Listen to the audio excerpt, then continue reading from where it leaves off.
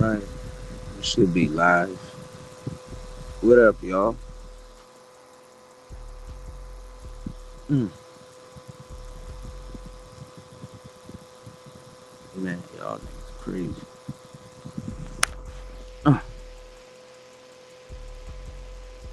We'll wait till some people get in the building. We just gonna chop it up.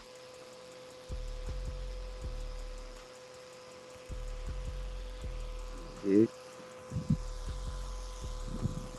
See what y'all on this morning. Well, this afternoon, actually. This evening. I forgot everybody in the States. Everybody stateside for the most part. But we'll wait till like probably like 5, 6 people get in the building. And we do our thing. Dang. Right quick. I'm on my phone today. I know somebody gonna come in here and ask me to share something, all kinds of shit. I'm like, man, listen. But shout outs to everybody here, man. We in the building. Um, y'all let me know if y'all can hear me clear. I got my fan on in the background, so that's that noise that y'all hear. So,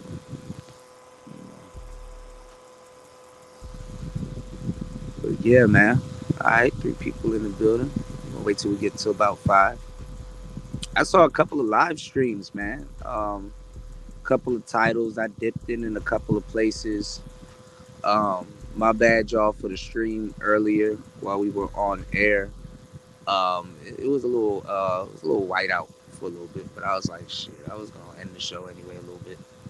Had to go study, so I said we were gonna do a show about chick crack, and we'll probably talk a little bit about that on today's show. Well, not today's show. We kind of off air, but we just chopping it up and kicking it. Um, yeah, I probably put the link down in the chat. If you guys want to come up a little bit, but yeah, I was saying earlier, my phone was on some bullshit. I was doing that. I gotta keep touching the screen to keep it active, but whatever. Um, like I said, I saw earlier. It was a couple of chats, not even a couple of chats, a couple of live streams that were posted. Man, this space is on some bullshit. What's going on, Tyrone? Peace to you, player. This space is on some bullshit. You know, you dig?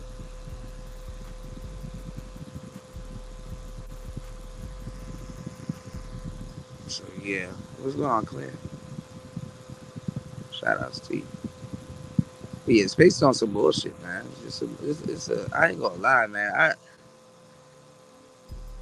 I definitely. You said, bro, are you beefing? Bro, I'm not, bro.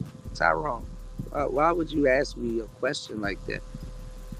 You know, passerby, you got good eyes, man. Hit that subscribe button, man. Shout outs to you. Why would you ask me like that? Ask me a question like that, bro. I uh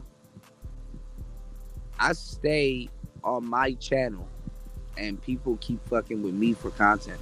You know what I'm saying? And I give y'all the content. Y'all just don't be supporting a nigga like that.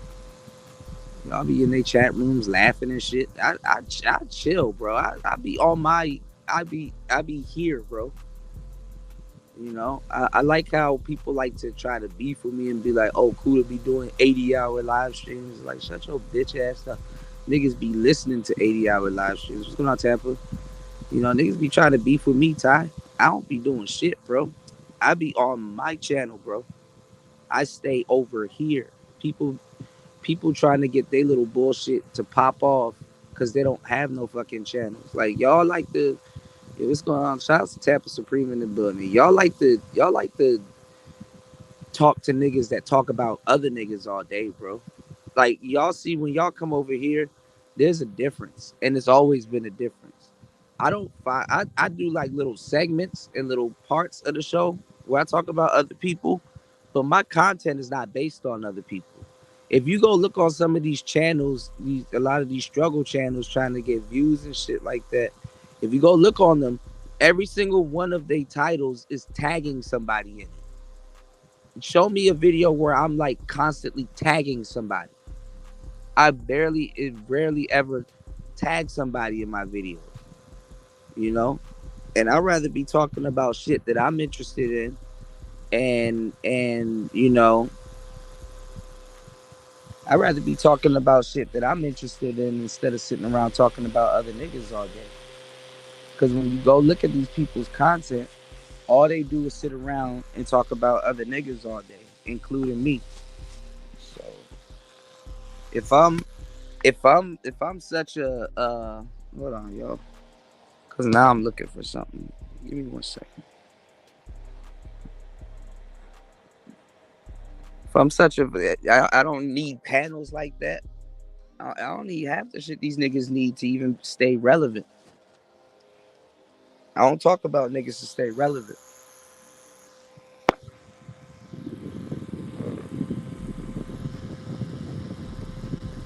Yeah, they use my platform to get put on, and then you know what they did? They turn around and diss me and start talking crazy, like I did something to them. I'm like the scapegoat nigga. People gotta use me and my likeliness and shit like that to get whatever little bullshit they want to talk about popping off. Cause y'all won't listen to half these niggas, man. First of all, first of all, to keep it 100, if y'all knew anything, half the niggas y'all listen to. Hold on. Oh, my bad. First of all, a lot of y'all, if y'all knew anything, half the niggas y'all listen to came from my camp.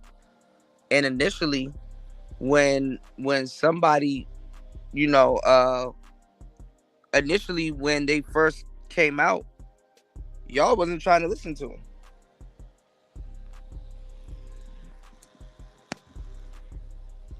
There's too many people that came from my camp that y'all wasn't trying to listen to in the first place.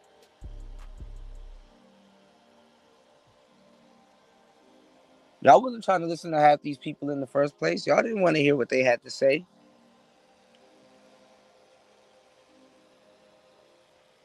There were panel prostitutes. Them half these people didn't even have a fucking channel. So you welcome again. And it's not me, bragging about something. It's facts. How can I brag about facts? And you see them up here talking crazy to me. You even see little bum ass dudes, new dudes that don't know shit, don't even know the history. They just get in here and they just try to be cool with niggas that I've established in a lot of cases in this space.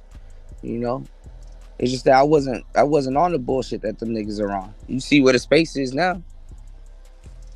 Look at where the space is now. What the fuck are these niggas talking about, bro? You know. What's going on, JC? JC, you not telling me nothing different, bro. I've been focused on my content. You gotta tell them niggas to focus on content. They don't have content unless they talking about somebody. You know? Niggas ain't got no content.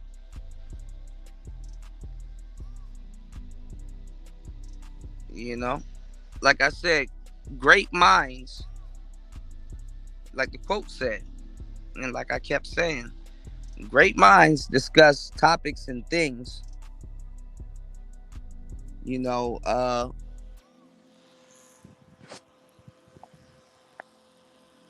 shallow minds discuss people and shit, you know. What's going on, Eric? You said Gino is a goofy nigga. He on Reg's panel talking Greek. Oh, okay, well, he can do that. Like, he don't really got a leg to stand on when it comes to half the stuff he's talking about, you know. Gino used to be on my show back in the day. You know, he had swords and some other shit and some other stuff. I don't know. I don't think a lot of people were mentally there, man. And that's no joke. And I'm not here to like laugh at niggas or make fun of niggas and shit. A lot of people here aren't mentally there. You know, the funny part though is a lot of these trolls, they afraid of Gino. That shit is funny as hell. I see a lot of trolls backing up off of Gino. They don't want to be on his shit list, man. You know. Shout outs to everybody from South Africa, man. Shout outs to AI coconut guy, man. Yeah, y'all hit the subscribe button, man. I'm a funny guy. Y'all definitely want to subscribe. Keep this channel because we go live constantly. So y'all never run out of content. You know. You said you're right. A lot of these guys don't have friends in real life or anything going on. So why discuss them? I'm not discussing them. You know, they get brought up in my chat. I make my comment and then go back to, yeah, no problem, bro. I go back to my channel and I mean I go back to my content and move on. You know. But y'all niggas be on full fucking shows. Y'all niggas be on full fucking shows. Nah, I'm not gonna ignore shit. You know, y'all be on full fucking shows. Describe having a blast and somebody roasting niggas and shit like that. And that's funny.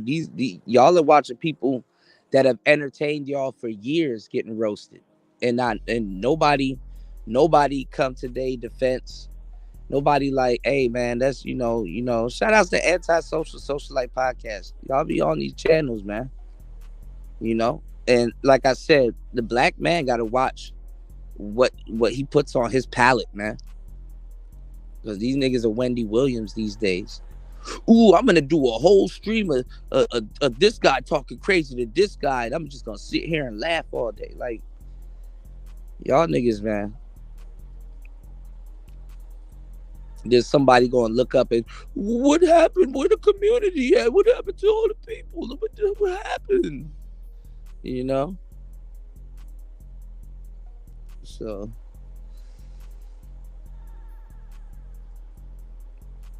that shit crazy, man. You said, not me respectfully, Kuda, you do seem when it's someone you don't like. I don't know how do I seem when it's somebody I don't like? What does that mean, JC? What do you mean by that? You know, y'all hit the like button on the way in. Support the content. We about to get into a couple of topics. You did. That's why sometimes a little bit too, I feel kind of off, when I got to cover stories about celebrities and court cases and stuff like that. Because I'm not even gonna lie, sometimes you're more closer to them than anybody else. I see why I see why even I myself use celebrities. Sometimes I use celebrities as examples for certain things. You know what I'm saying? I'm not saying that most people are celebrities, but you was laughing when Fantastic lost the boxing match. Okay, what about that? Fantastic used to come over. What about that?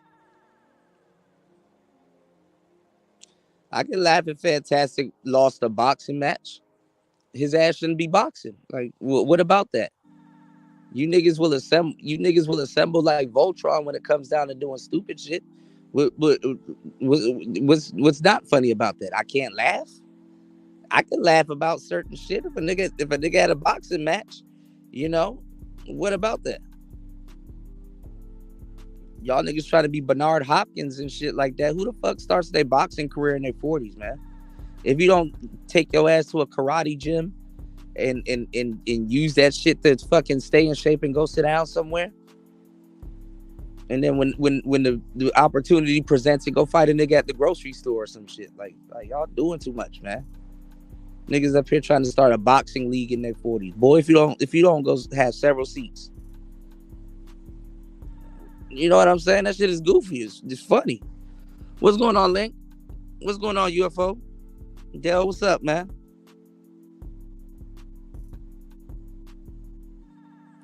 Yeah, you said they having another event. Well, I mean, it's gonna be, and that shit gonna be funny too. If somebody finds, I salute Hamp for that. If he finds a way to make money off of goofy niggas, well, so be it. That's what Fantastic sold y'all out. Look how much popularity Look how much popularity contest y'all done played with that dude, and he done sold y'all out. So I don't even blame him too, because y'all sell people out in a heartbeat. So if on his climb up, right? If on his way up, he sees y'all selling people out. Yeah, of course. When he get to the top, he got to sell y'all out. Y'all be talking all of this geek and nerd shit, and half y'all haven't even read none of the nigga books that y'all profess to have read. Y'all niggas don't even. That's one of the 33 strategies of war. You understand? What's going on, AM1? Nah, boxing and fitness in the real world is a good thing. No, getting knocked out in your elder years is not a good thing. Trust me, I've done Muay Thai, Brazilian Jiu Jitsu. I've done all of it. I've boxed. I just don't upplay any of that shit here. There's footage of me boxing somewhere around the internet. I've done all of that shit. I've been knocked out, all kinds of shit. I've done my fair share of knocking niggas out and shit like that. I've been kicked in the face. I done kicked people in the face, all kinds of shit. Ain't nobody, bro. Getting knocked out in your 40s is not cool, bro. I don't know how y'all came up. I don't even know if y'all even put on gloves before. But I'm telling y'all, that shit is not where it's at.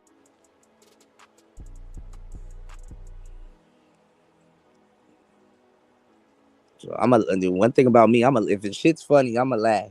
Even if it's at me. I've seen some funny memes. People were sharing memes about me and shit like that, and my equipment getting moisture in it, and people was making fun of me, and there was flooding and shit going on here. I wasn't really affected.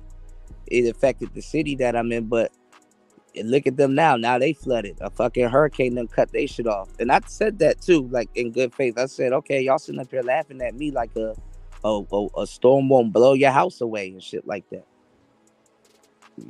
So that's what happened. Niggas acting like a storm won't blow their house away.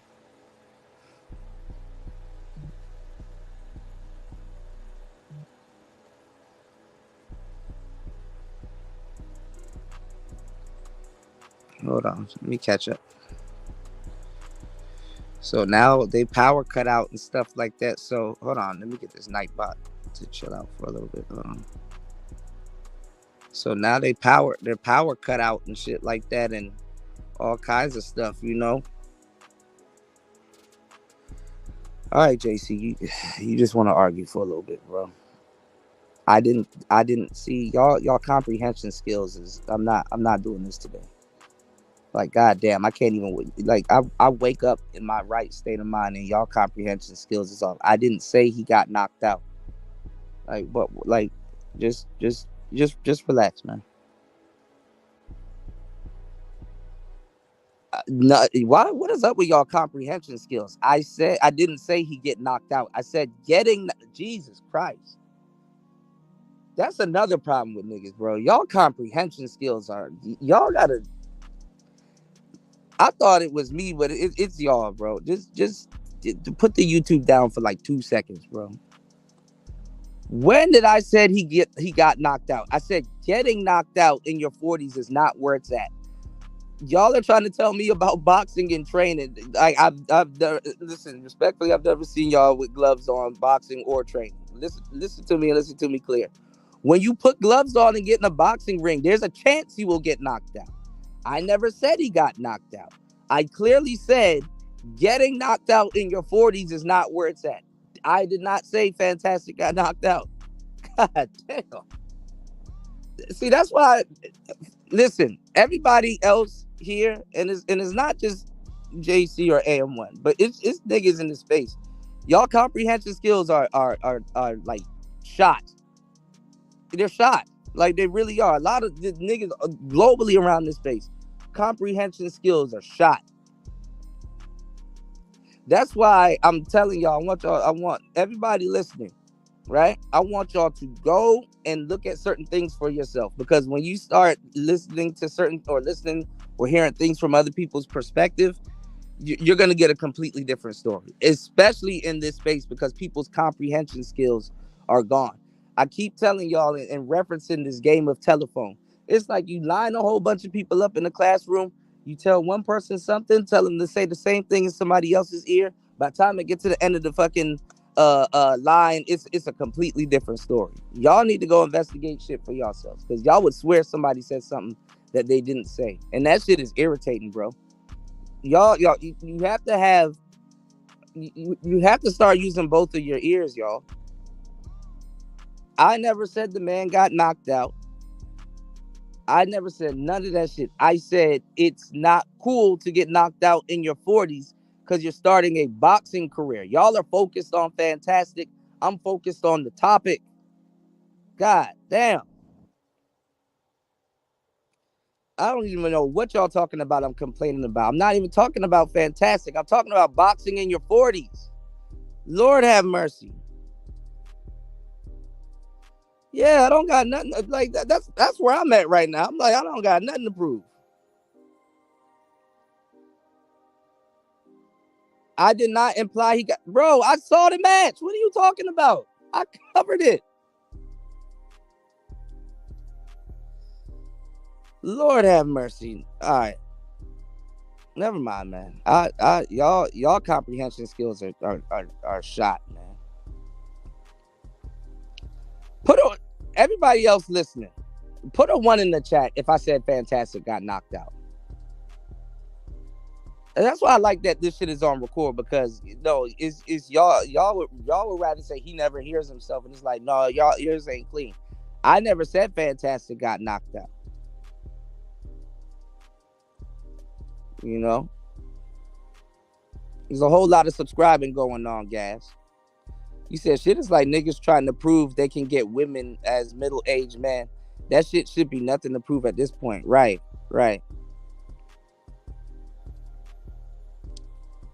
Oh my God.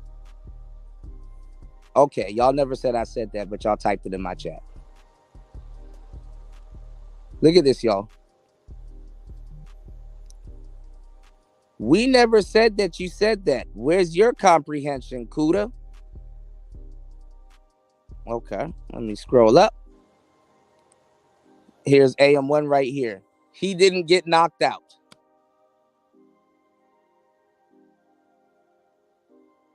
He didn't get knocked out. Here's JC right here.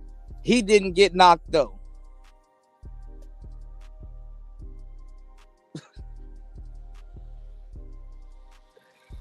Man, listen, I'm gonna just go back to the topic of the show, because y'all be derailing shit, man. Y'all didn't say it though. Okay, all right. So I'm not gonna believe my what my eyes see. I'm not gonna believe a comment that I can highlight. I'm not gonna believe my lying eyes. Okay, my comprehension skills are fucked up. Gotcha. We didn't say he said. We didn't say you said he didn't get knocked out. We didn't say you said he got knocked out. But there's 2 duplicate comments from 2 different people insinuating that I'm saying that he got knocked out. Gotcha.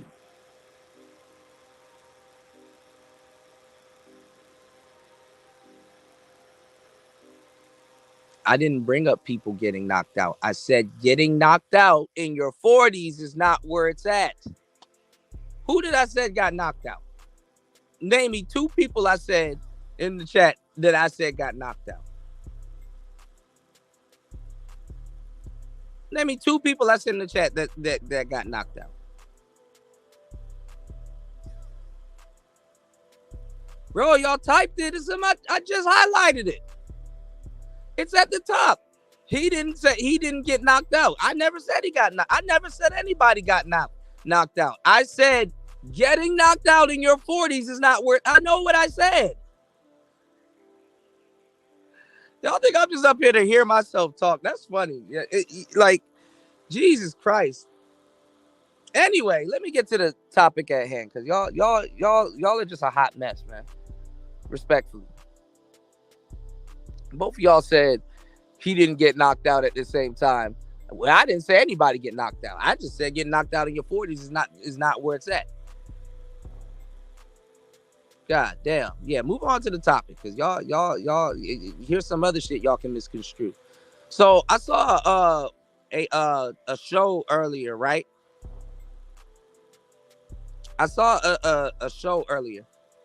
I think Sub Zero had a title where he said, "I told y'all ain't getting reparations and something and whatnot." And I guess they were discussing some guy, right, higher up, right? Y'all just scraping for whatever W's y'all can get. It ain't no W. I don't even know where the L is to be taken.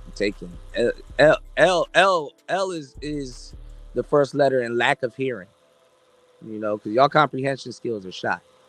So anyway, um, he was talking about reparations and how black people aren't going to get their reparations and all this other stuff.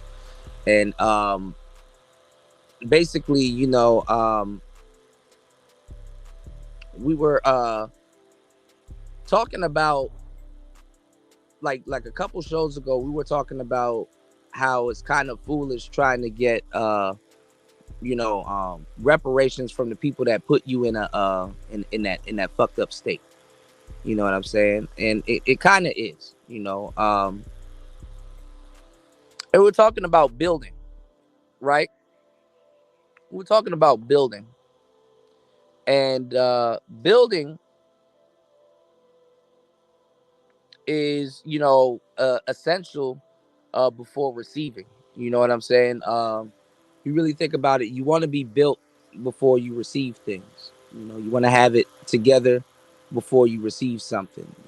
And there's a lot of truth to that. You want to be able to you want to be able to add the reparations to the coin you've already amassed. You dig? You want to add the reparations to the coin that you already amassed. But it's a crazy thing having your hands out for something that you've actually worked for. Something that you actually deserve. It's a crazy thing to have your hand out for that. Where, as if you look at all the other people that they do commerce with, they bring something to the table, or they do something where there's some type of payment on the back end. you know so to think that, oh well, we're not getting reparations, and that other races and ethnicities ain't signing contracts with the government or having certain things set up where it's like, oh well, we're gonna give you something right now, and then we're gonna come back and collect it later. you know so that shit right there is actually crazy. And I didn't really watch too much of the stream. I was thinking about doing a stream on it a little bit later, and see what was being said, because you have a lot of dudes now acting like bitches, jumping into that whole you know featureism and tether talking and all kinds of goofball shit. Like, it's like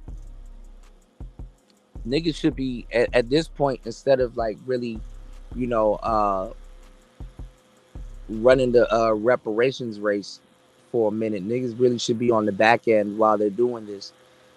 They should be organizing. There should be checks and balances, because half the people talking that FBA and ADOS shit are not even FBA or ADOS.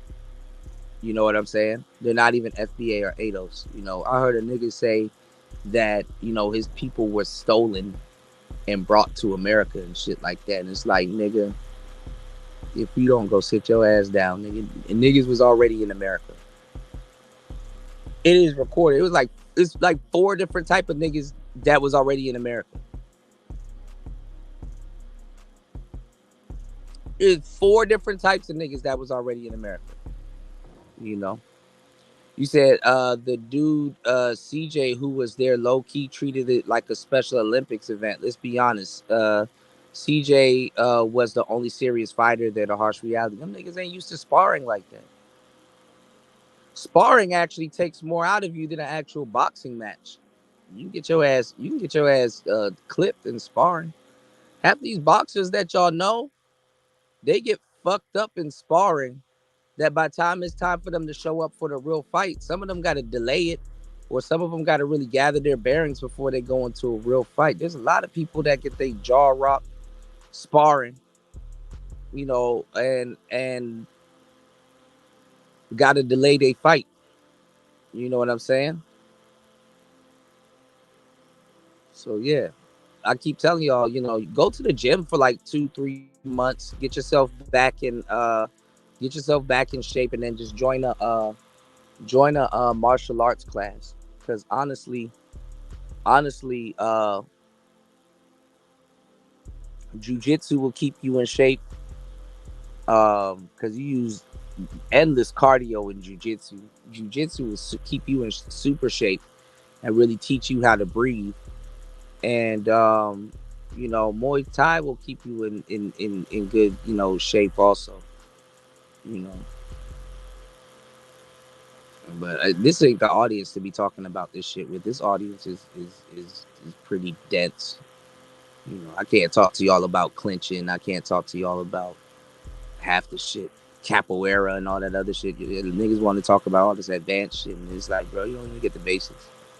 So I'm not even gonna talk. I'm not even gonna say too much, but you know, jujitsu and Muay Thai, even capoeira. I think capoeira is cool if you like break dancing and stuff and hip hop, and if you're like a producer, or anything about music and stuff like that. You get to dance to Brazilian music, and then which is mixed with Angolan music, and you get to learn how to play an instrument, and Jenga, and get some friends, dance around in a circle and spar that way. You know, there you go. Yeah. But honestly, too, I would say like stay away from weights if you're really trying to be like real smooth. You can use kettlebells. Kettlebells are like really good. And just like honestly, just like like learn how to balance your own body weight. Because a lot of people that fucking lift weights, they're just swole. They're not in shape. You understand what I'm saying? They just swole and not in shape. Yeah, y'all hit the subscribe button. They just swole. They're not really in shape. You dig what I'm saying? Yeah, Thundercats. Yeah, yeah. Go ahead. You can keep eating popcorn, bro. That's the spirit. fill your fill your palate with butter. You dig? But nah, man. But yeah, you got a lot of brothers here that are just like hoes. Like honestly, if I wanted to listen to some women about shit, I will go listen to women that know what the hell they're talking about. You know, because they do exist. There's a lot of good women that y'all overlook. There's a lot of good. Let me hold on, Eric. Let me slow down, Nightbot, real quick. There's a lot of good women in this space that y'all tend to overlook. This is why a lot of times I don't trust y'all niggas tasting women. I know what the fuck y'all will sit up here and talk all this red pill shit and date bitches with tattoos on their face and knuckles, drinking Don Julio. Yeah, it's sad. It is Saturday night for y'all, or Saturday evening. Y'all about to be. Some of y'all not even about to be kicking it with no broads tonight. So, what's going on, Royce J? What's going on, player? You know, Black Servant. If it doesn't apply, let it fly, bro. Don't be a hit dog. The Black Savant. Let me find out you got a pirate tucked off somewhere, man. Royce J said, "What up, Kuda? You said movement exercises helps with balance. Yeah, I was gonna say calisthenics help. Salvate muscular look. Yeah, and then also too, you can use what I'm telling y'all. Basically to tone up.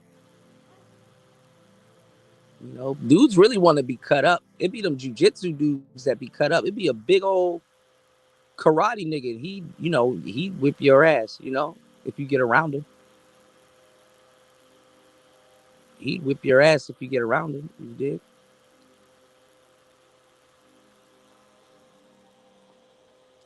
My taekwondo teacher, it was a big old black guy.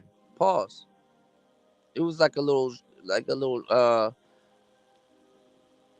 5'11" chubby dude. I didn't think that nigga was fast until that nigga caved in my chest. I thought taekwondo was all about kicking. Nah, them niggas got hands too. You know, they just do a lot of fancy kicks and stuff like that. A lot of people can't really they're not trained to block those kicks, but those are fancy kicks. Nigga, when the Muay Thai niggas will telegraph the shit out of one of those kicks. Muay Thai is like chess. Is so how jujitsu work is jujitsu is human chess on the ground. Muay Thai is chess standing up because there's only three outcomes.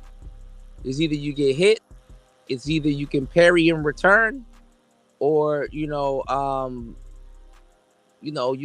can sweep somebody. You can figure out what somebody's about to do, and there's an answer to it. You did. That's not true, JC. You stay around the gossip. You've done a lot of gossiping yourself, JC. Come on, man. Shout outs to you though, but y'all gotta stop lying now.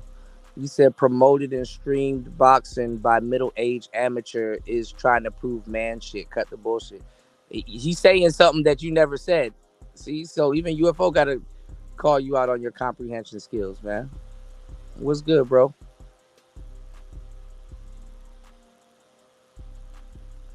Yeah, I mean they like it. What's going on, Pastor?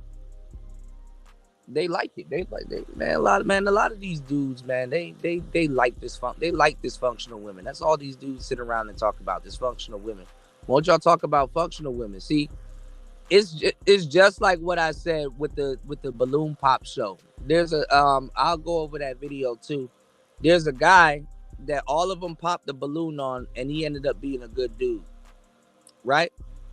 And they all ended up looking stupid. Certain women and people, not even just women, because I'm about to get on y'all dudes' head top. Pause. Right? They don't go after good people because it will require them to be a better version of themselves. It will require them to be a better version of themselves. And the idea of putting in work when you want somebody to be on your program, it doesn't seem appealing. Because people are in that mode where it's like, I'm looking for somebody, or somebody need to do something for me and stuff like that. They don't feel like changing and stuff like that. You know, you got to be optimistic about relationships. Hey, this person can teach me something. Hey, this might be interesting. Hey, let me learn something from this person, even though I'm not going to be with them for a long time. You can engage in something cordial. Not all breakups got to be bad and stuff like that. I got to explain this to adults in their 30s and up and stuff like that. We're not in our 20s anymore, man. I had to learn that. You dig what I'm saying? And when you start getting into, when you've been in a certain amount of relationships, you understand what I'm saying. It's like a lot of dudes are, I'm childish. So if I'm telling you that a lot of dudes are childish, trust me, I know what the hell I'm talking about. I'm childish as fuck. But I'm serious about things y'all probably wouldn't even think I'm serious about. I be just chilling. You know. What's going on, Sister George? Content creators do a lot of projection around here. Well, they've taken a better step than people in the audience. They're content creators. Sorry to say that. Y'all can do some projecting with with the content creators if they want to engage y'all. Like I told y'all before, we can literally have successful YouTube careers with our comment section off. Like it's our choice to speak to y'all. I like talking and interacting with my audience because I got a lot of very smart and bright people in my audience, but I'm telling y'all, we don't need to talk to y'all. We can go right into our YouTube studio, comment section, turn that shit off. We could turn that shit off. We don't need to talk to y'all. That's not in no YouTube contract. YouTube will even tell you we don't need to speak to y'all.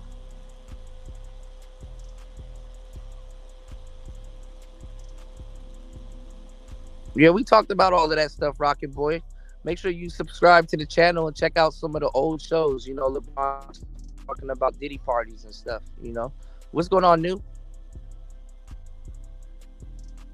You said an amateur boxer with 70 fights is better than a professional boxer with 12 fights. Yeah, absolutely. Who was that dude that went undefeated for a while and that proved the point? Was it Jeff Lacey? He was in one of them games too. Jeff Lacey, I think. You know.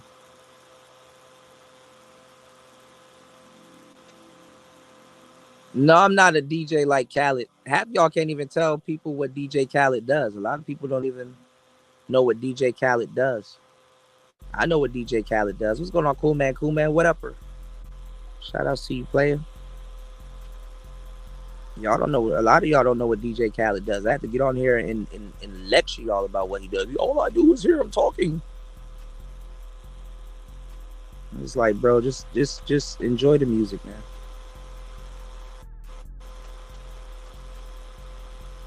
That shit is crazy, man. This live stream era, it makes a lot of people. It makes a lot of people subject matter experts that have no subject matter. Like, I would imagine, hold on, let me get Nightbot off of Manar up, because Manar, I'll be chilling. He ain't saying nothing. What's going on, Wes? Peace to you, player. I'm glad the television didn't have to listen to half the shit y'all be saying, because like, fuck TV. At least some of y'all stayed in y'all lane when it comes to television, respectfully. But like on this social media shit, it'd be a whole bunch of people like, no, that's not true. No, don't do that. No, content creator. It's like, bro, then be a content creator, bro. God damn. Go be a content creator. Then y'all fire up streams and only be talking to yourselves and then be wondering, oh man, this is harder than I thought. Nobody wants to listen to me. Then get mad at somebody that people listen to. That does not go for the channel holders. Channel holders can do whatever the fuck they want to do with their channel, because guess what? They started a YouTube channel. And we don't got to put up with half the shit. TV is dead, and so is journalism. So technically, people are brain dead, man. You know? Kimbo was an experienced brawler. You know? A boxer could easily take out Kimbo Slice. Kimbo will run into a wall if you let him run into a wall. You know, Kimbo will run head first into a wall. You know, you said we all have the same YouTube channel. We all don't have the same YouTube channel, but I think y'all have an option to go live. So that's what I'm saying. Y'all can go live and get that shit out on y'all terms whenever y'all want to. Just don't get mad at me or YouTube when nobody shows up over there, because the algorithm gonna be like, well, the algorithm. Listen, respectfully, y'all, because it's not me to rag on the audience, and there's nothing wrong with that. But the algorithm only cares about what y'all watch. Y'all will go live and people will be confused. Nobody will show up for the most part. And what I'm saying is that, you know, y'all have dead channels. The algorithm is only coming to your channel to figure out what the hell you want to watch. Y'all got to understand that. Y'all don't have analytics to go look up. Y'all don't even look up y'all don't even look up viewer analytics. What's going on, Devin D? Yeah, y'all support the show. Shout out to my bro Devin D in the place to be. Y'all support the show, man, via Cash App or PayPal. Thank you, everybody. I want y'all to soak up this game. It's not to really talk down on y'all or nothing like that, but like a lot of y'all talking to seasoned content creators, and it's like I've been doing this for a long time. Like, you know, I know if I was white, I would only have to say it once, but that's just not the case here, you know. But y'all, you know, no, but there's all right. So listen, I don't, you know, I really kind of don't. I really loathe having this conversation because it's gonna fall on deaf ears. Because it has fallen on deaf ears a couple times, but you my bro Wes, so I'll definitely chop it up with you about this. But listen, YouTube has like 6 algorithms. Okay, YouTube has 6 algorithms. Okay, YouTube has 6 algorithms. 6 of them. 6. So when y'all talk about the algorithm, I'm not even gonna, you know, first of all, you got to know what algorithm you're talking about, because all 6 algorithms behave differently. Okay, and all of them are not integrated with each other. YouTube is still a biased work in process in a lot of cases. All right, listen to me when I'm telling you. Just, you know, unless you're gonna be a YouTuber, you really don't need to bombard yourself with all of that shit. Y'all still believe in numbers, and y'all are on the other side of the analytics. Y'all are not looking at analytics. I can't sit down and talk to y'all about retention. I can't sit down here and talk to y'all about watch hours. I can barely, people here barely understand what the hell subscribers are.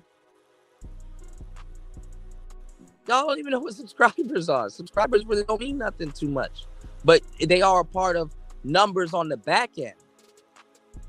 Does that make sense? It's not what y'all see. It's not what y'all see.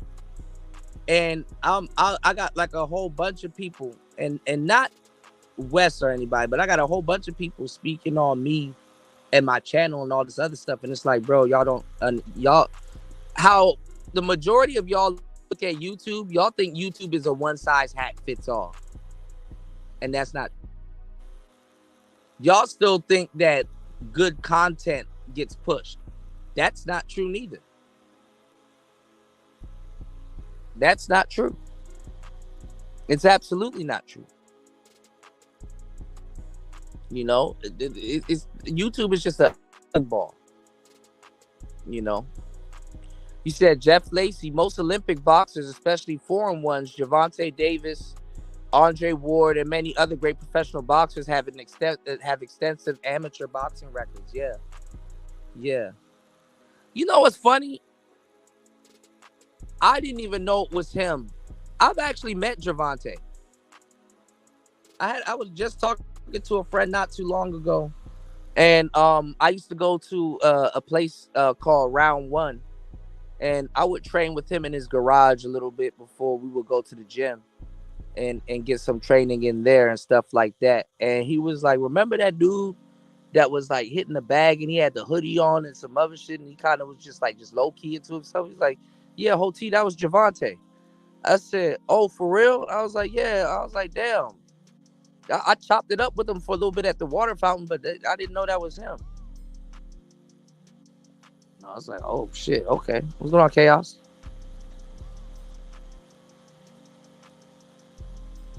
He was cool. My nigga, I was drinking water like a fish. Which algorithm is the big booty bitches one? I don't know why y'all keep looking for ass on YouTube when you got Pornhub and you got all kinds of different places. Like y'all could like y'all have alternatives. I don't know why y'all do this to yourselves. You got music videos. Like, y'all have alternatives. Kimbo started too late because he wasn't born to be a boxer. Yeah. I mean, you know, I used to live in Florida for a good minute, so you know, I heard about Kimbo in you know, Fort Lauderdale, and then you know, in certain places and stuff. I heard about him when I was younger and stuff like that. I know a couple people that knew him, and he did start late, but like I said, I mean, he's a brawler. You know, brawlers eventually do learn how to fight. You know, but you know, you gotta learn how to take an ass whipping also though, because like fighting, anybody can fight if they're not getting hit back. You know, you'll be surprised how weak your punches are once your arm hurts and shit. You know, that's what my coach used to tell me. He used to be like, sometimes if you don't have an opening and they got their guard up and stuff like that, hit them in the shoulder. I was like, nigga, for what? He was like, all right. I was sparring. I got my head moved a little bit, just sparring with my friend Jose. That nigga started moving my head and shit. I'm like, God damn, okay. I start hitting that man in the shoulder a little bit, and I start to see why he was saying what he was saying. You know, because after a while, them boxing gloves. That's why they weigh them by the ounces. I was like, why do they really weigh this shit by the ounce and stuff like that? And then, you know, he taught me how to really use the speed bag and what it was for. The speed bag ain't for speed; it's for hand-eye coordination and keeping your guard up. You get. When you make YouTube a job, you got to beg for support. That's not true neither. Y'all say a lot of y'all see. I've listened to y'all say a lot of crazy shit over the years, and y'all had the unmitigated gall to say something about me.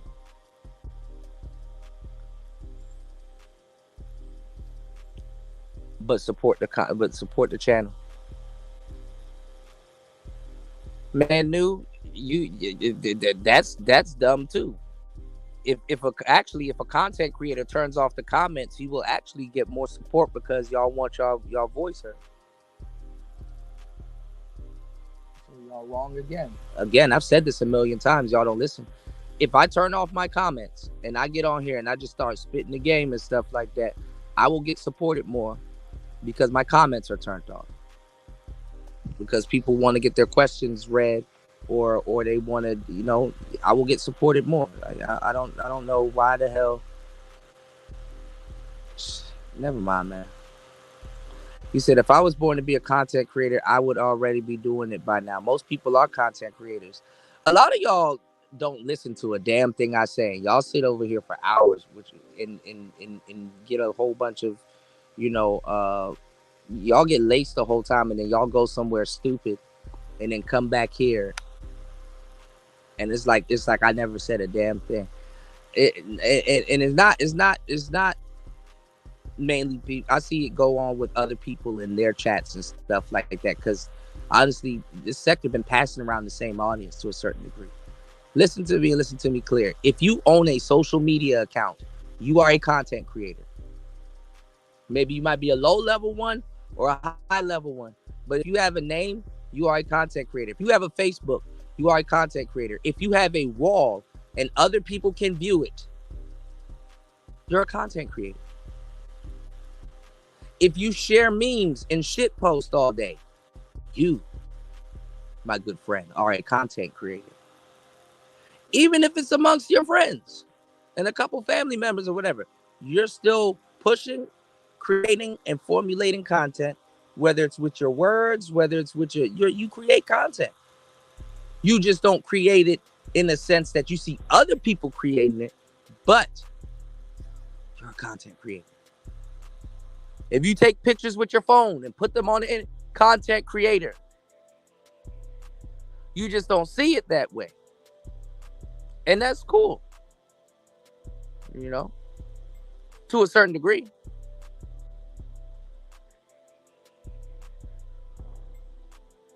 You know, I was watching Kimbo Slice in middle school. Yeah, that dude, I know the son of that dude He went to a nigga's backyard. I guess they were talking shit to each other. That nigga invited him to his backyard in Miami to fight, and he knocked that nigga's eye out of his socket. Kimbo was bare knuckles fighting, man. Yeah, Chaos, if I'm still on, man. Y'all hit the like button, support the channel. You said I was watching Kimbo Slice in middle school. Yeah, what's going on, Miss V? Shout outs to Miss V and the place to be. Right along with my boy Devin D. Kimbo always reminded me of Mike Tyson.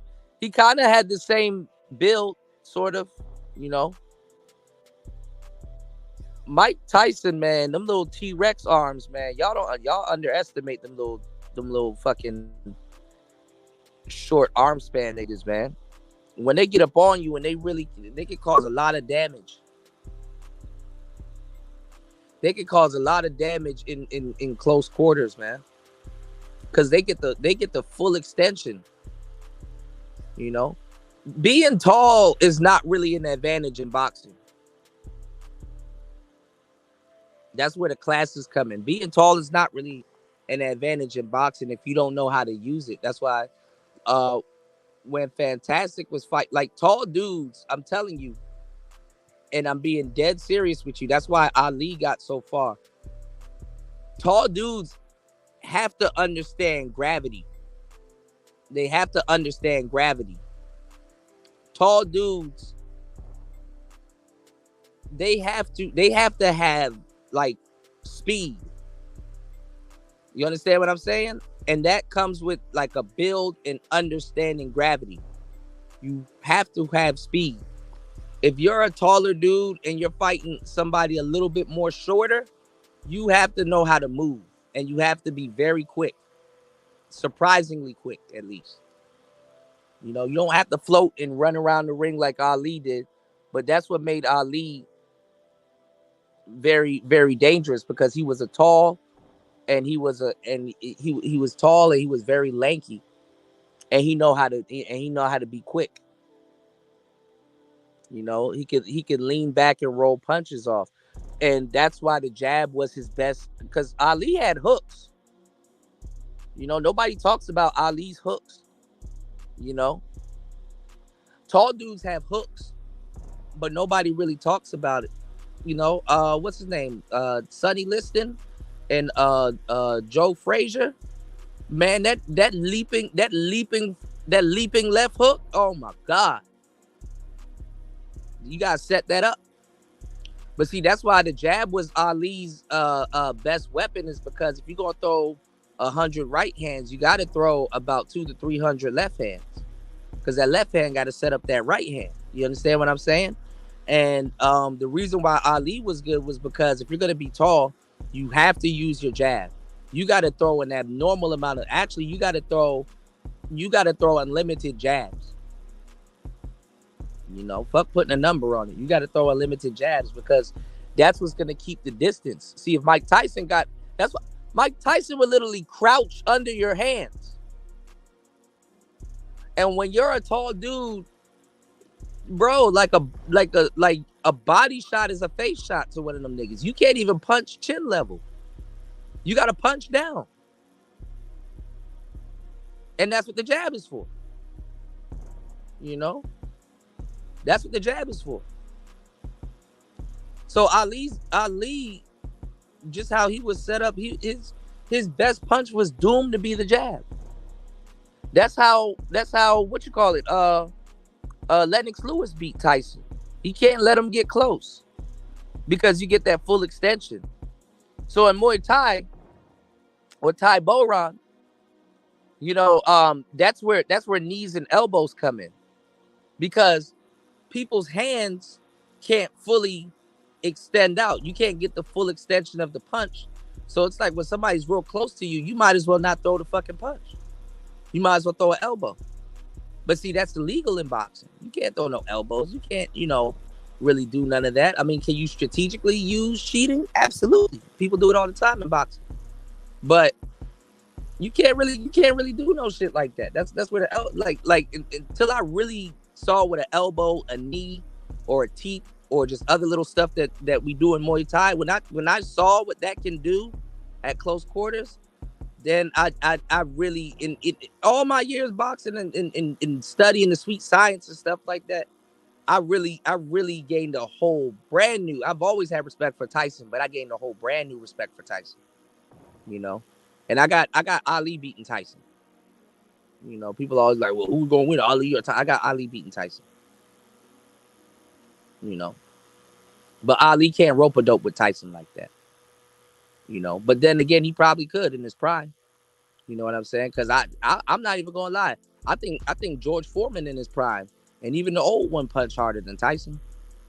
It's just that Tyson got those. Tyson got a weird athletic build. You know what I'm saying? Tyson got really short arms.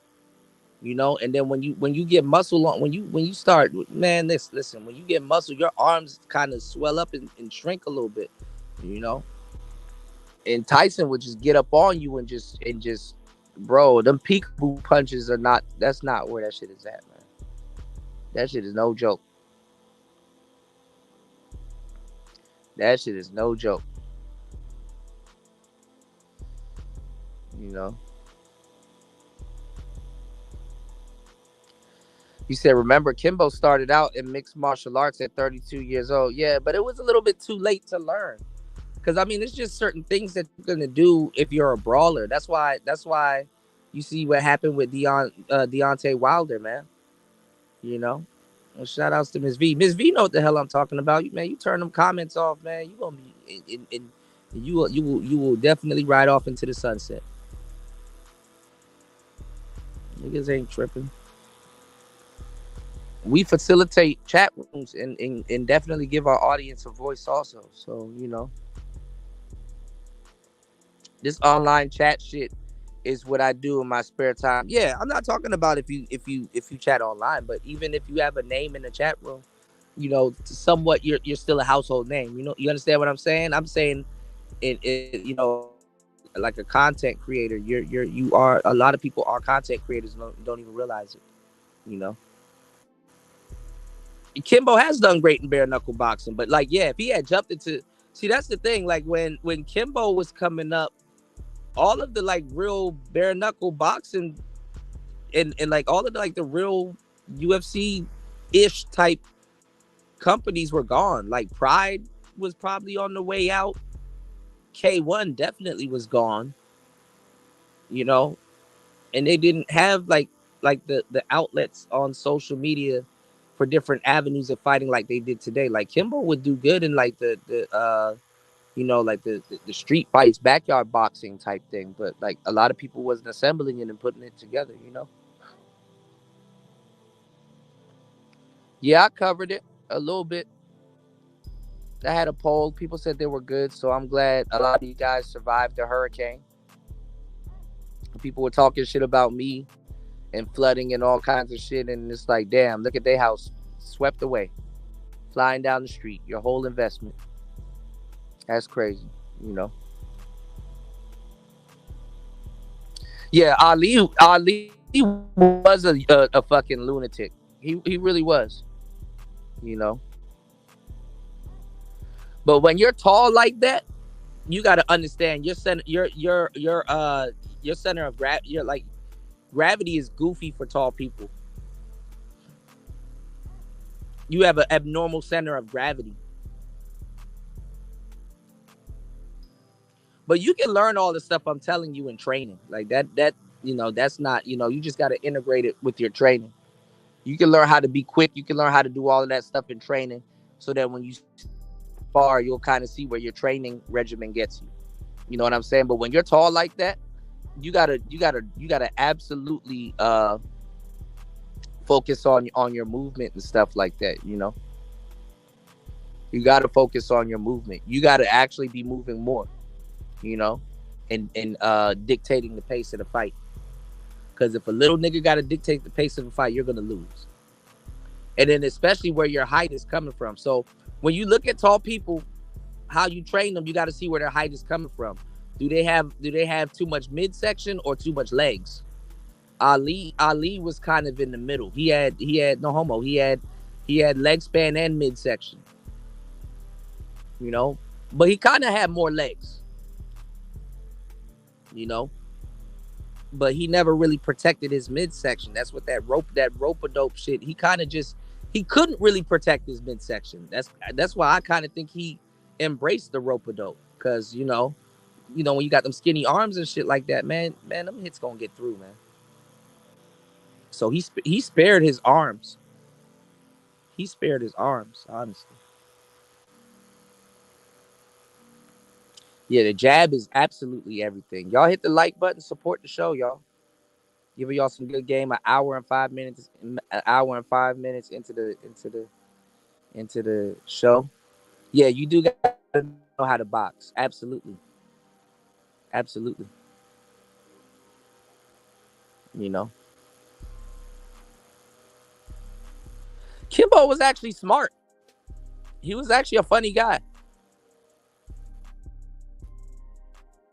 Oh, Kimbo was actually smart as shit. You know, Rocky Marciano just bulldozed through tall fighters. He hit like a gorilla and kept throwing on boy. Probably has. You know, Ali beat a 6'8" Mike Tyson. I wouldn't want to see Mike Tyson at 6'8". I can only see Mike Tyson where he's at. You know, who did Ali fight similar to Tyson? Shit, there's a couple of people, but they were just big dudes. I would say the Listons, the Fraziers, and the Foremans. You know, I'm pretty sure he would. You know, but Foreman broke Ali's ribs. You know, yeah, that's true. Kimbo was fighting for survival.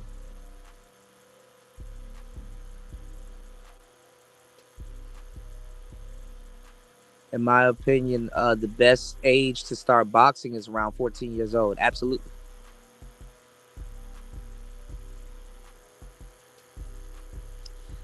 People talking about reparations and all kinds of goofball shit. You know, it's the same thing with niggas, man.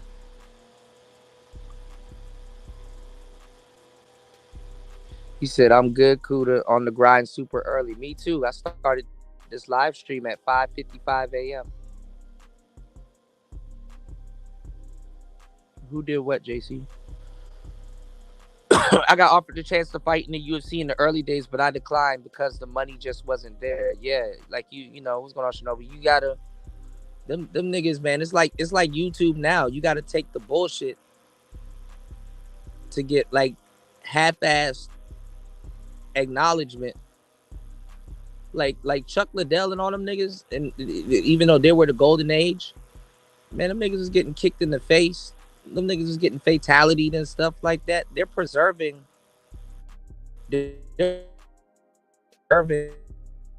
uh they're preserving the fighters now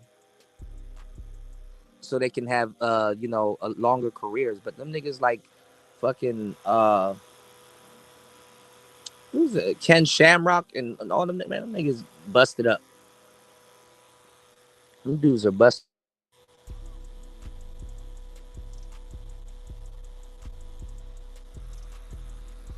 You did.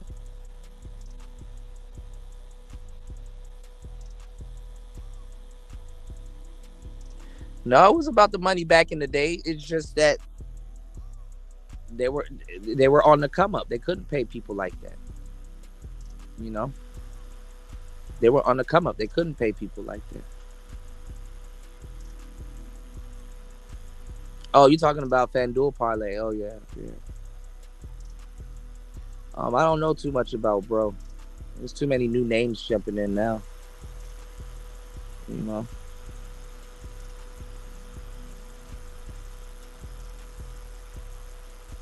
He said, "Wow, I didn't even know this was the same live. I have to work, sleep, and then back to work. That's what I did. You know." Yeah. The Gracies joined. Yeah, the Gracies was a whole different family. You still got a lot of idiots running around here saying some weird ass nigga was like, Kuda doesn't know what he's talking about. Uh capoeira came from Brazil, and it's like, no, it didn't. It got revolutionized in Brazil, but no, it didn't. You know, the same way jujitsu didn't come from Brazil, also. You know, like I said, you got a lot of people that don't have comprehension skills, and this is why you have misinformation going around on the internet. You're going to run into more misinformation. The age of information is gone. We're in the age of misinformation. So you're going to hear a lot of goofball shit on the internet before you get to the real. You know?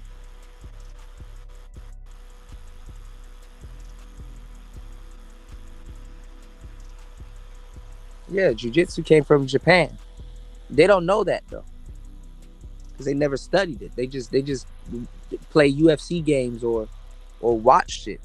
They don't know where capoeira came from. They don't know where jiu-jitsu came from.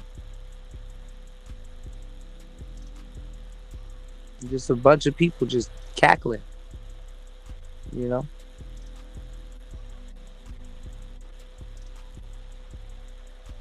I think the best form of jiu-jitsu though comes from Brazil, because I've taken Brazilian jiu-jitsu and I see how it, like, you know, the Japanese version is too uniformed and blocky, but there's nothing wrong with that, you know.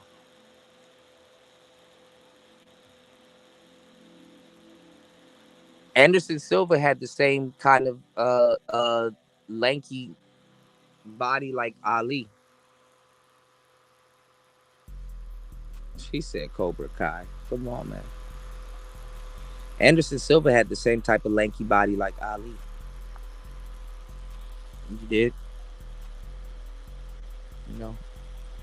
You like the Cash App, support the show. We having a good conversation, man. But yeah, man, this space is just a bunch of dudes, you know, talking about nothing. Go look up Poirangdo. Go look up Poirangdo if you want to find the real martial arts that nobody knows about. Go look up Poirangdo. Go look up Poirangdo. I need a good Bojitsu spot when I get there. There's a lot of places here, but they in the cut, man. You know, you gonna have to find a real. You can find a real grandmaster, but that's on some life shit. Like a lot of people. I mean, now it's like, you know, used as like, you know, as a workout and stuff. But like when people took on jujitsu and capoeira, those were life decisions. Those are life decisions. Like when I took Muay Thai, I had to build my life around Muay Thai. You know, and then eventually I started chasing women again, and all kinds of other shit. Life kicked in. But yeah, you had to build your life around that shit. It wasn't just like no workout. It's like you got to eat, sleep, breathe Muay Thai. And there ain't nothing wrong with if you don't. I mean, like, you know, some people get into it to like work out, and then once they realize what they're doing, they're like, okay, yeah, I got to start taking this shit seriously. So, you know,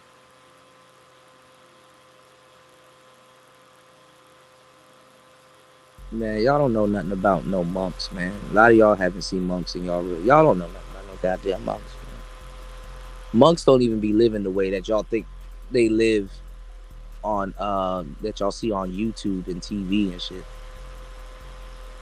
I'm around 5 temples at any given time. Y'all don't, the average person in the West don't have the near amount of information or discipline to be a monk. You know, the Brazilian fight style did come from the slaves. Absolutely, capoeira came from Angolan slave. Capoeira comes from Angola. Yeah, Tito Ortiz is scrambled brain. Yeah, was it Huntington Beach bad boy? Yeah,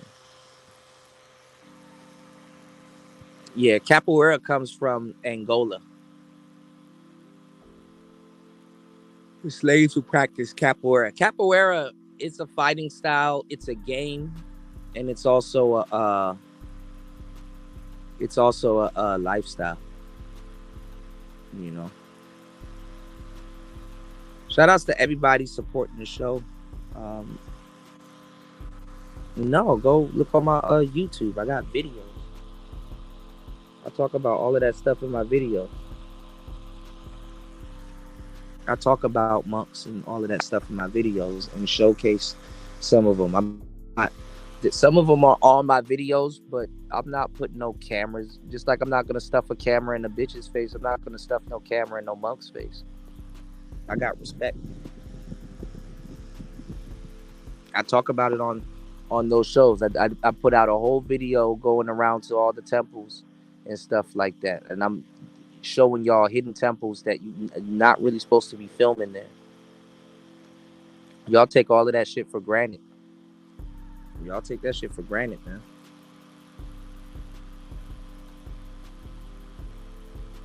And I'm really out in the world doing shit.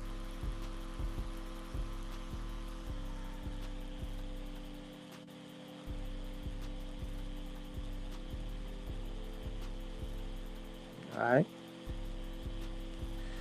So yeah, getting back to it.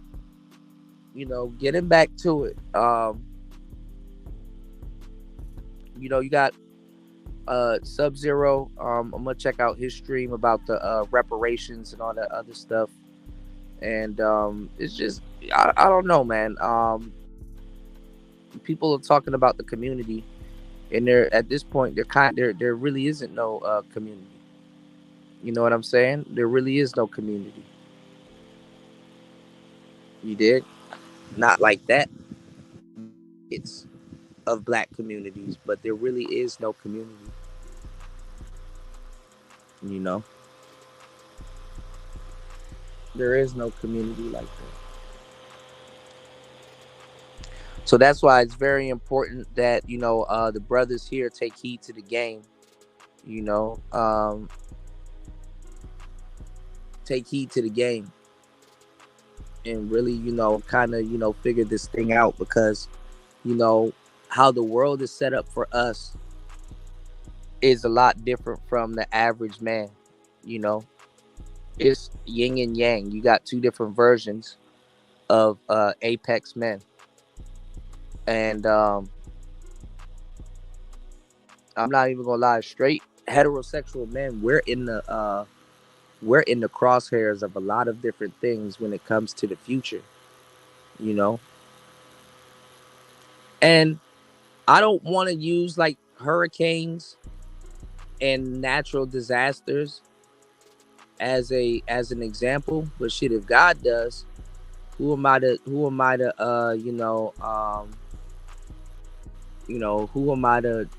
go against God's will? But I'm glad sometimes in the back of my head, I'm glad when the power goes out. Is it just me? But sometimes when power goes out, I'm not even gonna lie. And sometimes, depending on what I'm doing, I instantly get humbled, and I see it instantly. I see people lose their minds. I see people instantly get humbled also. Why are y'all still asking me about game, bro? Game is a science. Everything is a science. Everything has science around it. Game is a science. Yes, it's a science. It's a study. It's a science. Yes. Game is a science, bro.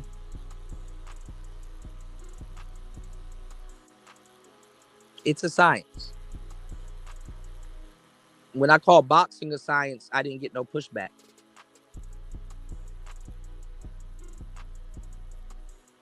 But game can't be a science. Game is a science. You have techniques, you have psychology, you have logic, you have framing, you have personalities, you have all kinds of different stuff. It's a science. I don't see how y'all can't see it. You don't get it? There's a science to everything. There's science to every single thing. There's a science to YouTube. You know? There's a science to YouTube. Yeah. God hand can get your ass up out of here. There's a science to being a loser. You know, there's a science to a lot of shit.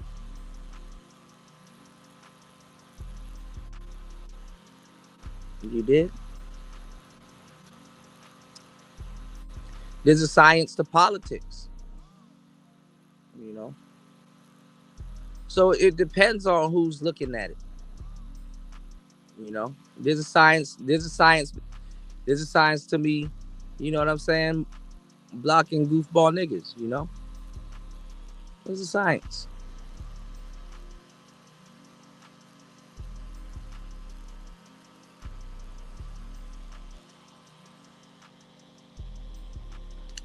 So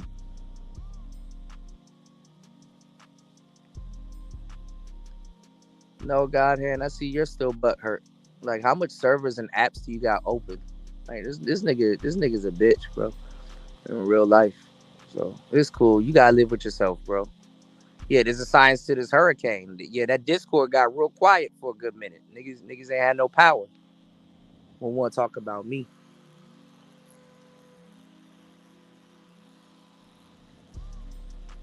you did. I'm not thinking too hard. There's a science to everything. It's not thinking too hard. It's thinking in your right mind. A lot of people can't think too hard. That's why their comprehension skills are fucked up. You know. Yeah, they are. A lot of these dudes are looking for someone to blame their failures on with women, but they don't even. They don't even. You know. They don't even. They don't even see it themselves. You know. They don't even see it themselves. It's like, bro, look at how y'all behave, bro. What fucking. Even Keisha won't put up with that. So I see why Keisha hold these niggas out and bully them and seduce and reduce them. You know what I'm saying? And that's the game right there. You know, a lollipop supposed to get licked. You know, lollipops get licked, man. And when a lot of these women see how y'all stay, you know, they're like, oh, this nigga a lollipop. You know what I'm saying? So lollipops get licked, man. You know, that's just I just think that's crazy when both genders don't want to put up with your bullshit. Like if you repulse dudes and women, that's crazy. You know, that's crazy.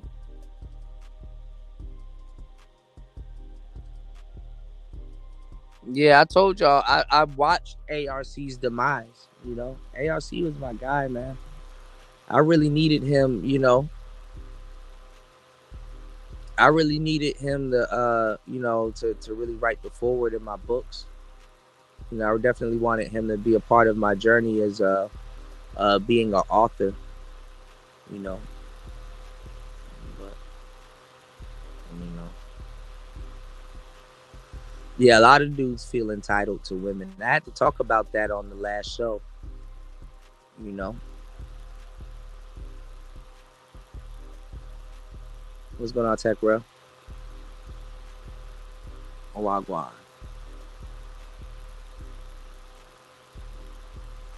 You said you wanted to interview him about what? What would he talk to y'all about?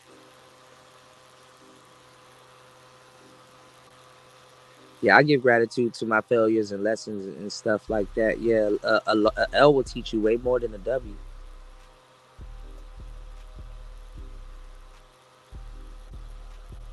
Yeah, I interviewed ARC about 5 times. I had the fucking pleasure of interviewing him about 5 times. You know,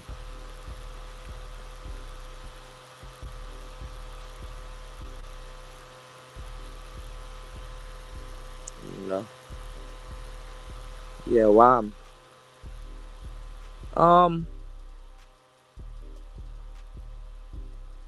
but look at how you phrasing that, Untitled. You don't got no respect for gang. You don't got no respect for it. I get it. It's a joke, but cool. You know, you don't got no respect for the game, man. The game slash approach game. What is the game slash approach game? Why you say upload the interview? The interviews are on my channel live. It's 5 interviews for hours. 5 interviews. All this stuff y'all keep telling me to do, I've done it already. I did the donuts. I've done it about 8 times and back.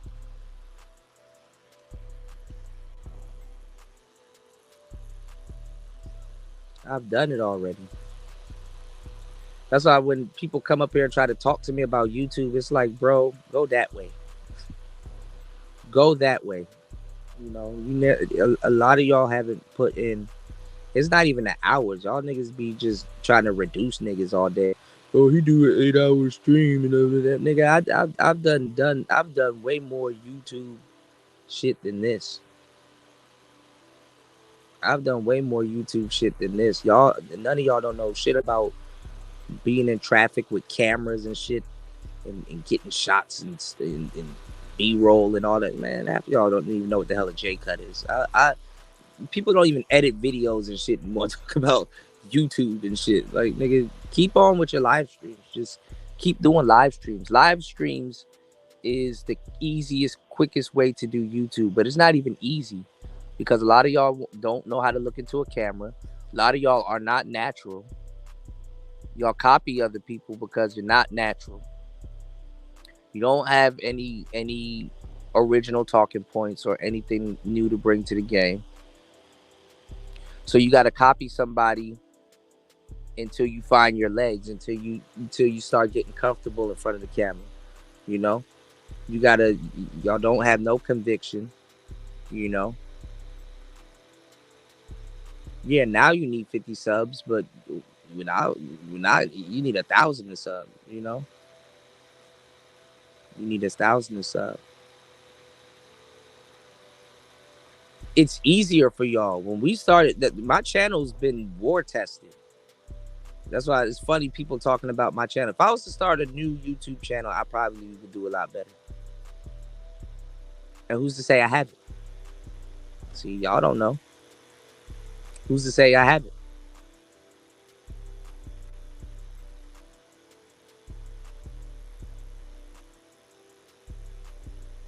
Camming up is actually required. Actually, the further you go into the future, people are going to start to wean trolls out. Camming up is actually required. So if you're going to troll, you're going to have to bareface troll. Camming up is actually going to be the future.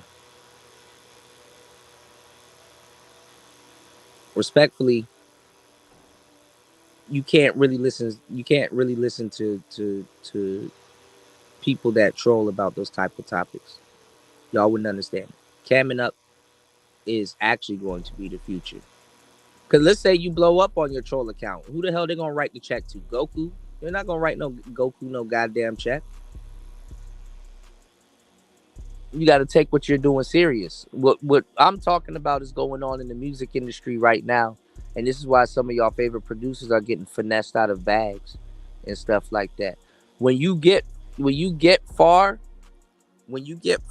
and a lot of them are getting finessed. When you get far with the faceless account, you get finessed. You get finessed. People don't take you seriously. You miss out on certain bags and stuff like that. You can only do video. Even if you do a video game channel, you get finessed. Like, okay, well, who are we sponsoring? Who are we sending this product to? You know, building a troll account, you finesse yourself in the beginning. That's why when people get to a certain degree, there's a lot of like guys like I wouldn't say Key Talk Media. There's a lot of guys on YouTube that have built their channels as faceless, right? And then when you see they start doing live stream, it's like, damn, this is the guy I'm listening to. Okay, damn, that is his voice. Okay, let me see what he's talking about. They start losing steam. So even if you're a troll, you got to know when to cam up. And I'm not gonna tell y'all how to do that, but I'll give y'all a clue. It's a transition. But camming up can fuck your channel up. Camming up can fuck your brand up. You know, especially if some of y'all niggas are cockeyed. Some of y'all niggas got a fucking keloid on your nose. You know, all kinds of shit. Niggas be having shit going on. I get it. And the fucked up part about it is that people will take your avatar more seriously than your bare face. You know, so y'all paint yourselves in a different corner. You dig what I'm saying? So you know, I'm you know, that's really what it is. You know, because when y'all go live and y'all look in that camera, you know, that's why a lot of y'all have to use avatars. Y'all go live and y'all look in that camera. People see the nervousness on your face. People see you got older people on here with their bare face. You know, doing shit. You know, so it is what it is. I mean, you know, and then trolls are a necessary part of the internet, but it gets weaned out. You know, it gets weaned out.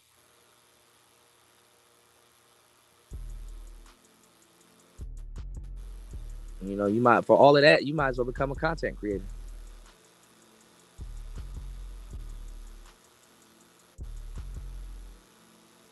Cause then you gonna start building up a network full of niggas that you can't even trust. You know.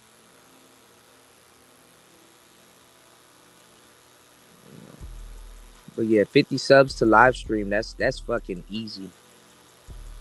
That's fucking easy on YouTube. They're taking it easy on y'all. And then you got generations of YouTube, so you can just go live and copy people and blow up. You know, and that's what people do nowadays. What's it to them? They haven't built nothing here. They can destroy as much as they want. They don't care about destroying shit. They've never built nothing. You know, that's what happened to me. And so there's this fool running around here, right? That y'all like. He goes. His name's Idris, but he goes by the name of God.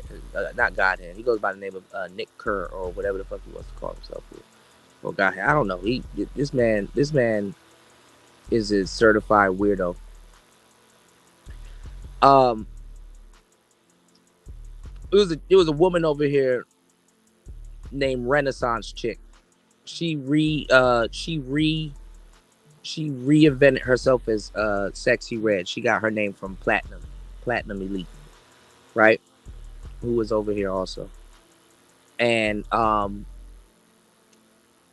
this nigga called himself beefing with me because he was tit riding in her chat. You know, he one of her biggest fans at one point. She don't even be paying him no mind. You know what I'm saying? And I'm like, damn, that's crazy, bro. You crashing out over niggas and she don't even be paying you no mind and shit like that, right? So she tried to snake me out. She tried to snake me out when I was talking about some real shit. I was talking about how something happened and I thought I had so much game, and I realized that I didn't have as much game as I thought. And I said, damn, I was telling the story where I got taught so much by being humble. You know, I had to humble myself. You know what I'm saying? So she called herself beefing with me, and she was like, "It's just YouTube. It's just YouTube," right? This is before she even had a channel like that, because I was helping her out with her channel at one point.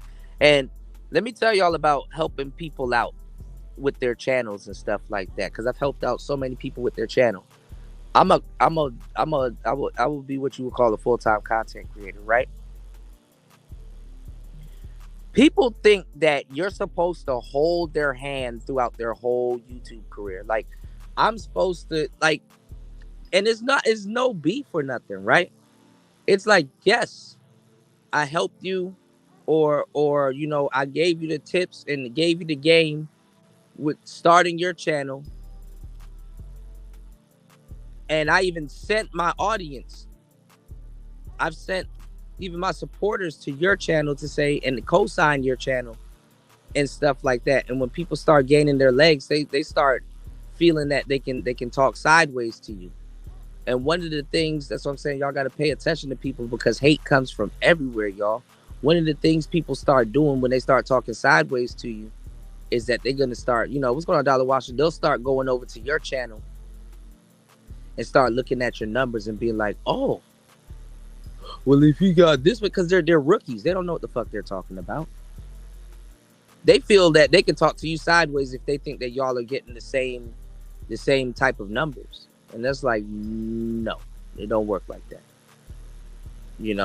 They think that they know as much as you. They think that they're on the same level as you. And it's like, no, we just share the same audience. I gave most of these people their audience. On top of that, a name. They can build the rest after that. I gave them a platform. And she was trying to make it seem like, oh, well, I don't know why he going off, and I don't know why. It's just YouTube. It's just YouTube. It's just YouTube. That's what people say when they don't know what the fuck they're talking. It's just YouTube, right? Bitching to me. It's just YouTube. It's just YouTube. It's just YouTube. It's just YouTube. She never built nothing. Mind you, she didn't really have a channel. Nobody gave a fuck. Then when she start, like, I've been doing YouTube 2-3 years before I even asked for any type of support from my audience. My audience told me to ask for support because I give away too much good free information. And it's not free. It actually wasn't free. I paid for it. Blood, sweat, and tears. Right? So somebody's like, it's YouTube, it's YouTube. It's like you don't know what you're talking about. Then when she started building a channel and protecting her channel and having to do graphics and putting like work and shit into her channel, when people started fucking with her, now all of a sudden she started sounding like me. It's like, yeah, because you're stupid. You don't know what the fuck you're talking about. When people start trying to come for her and start doing things and talking about her, she had a lot to say. She started sounding like me.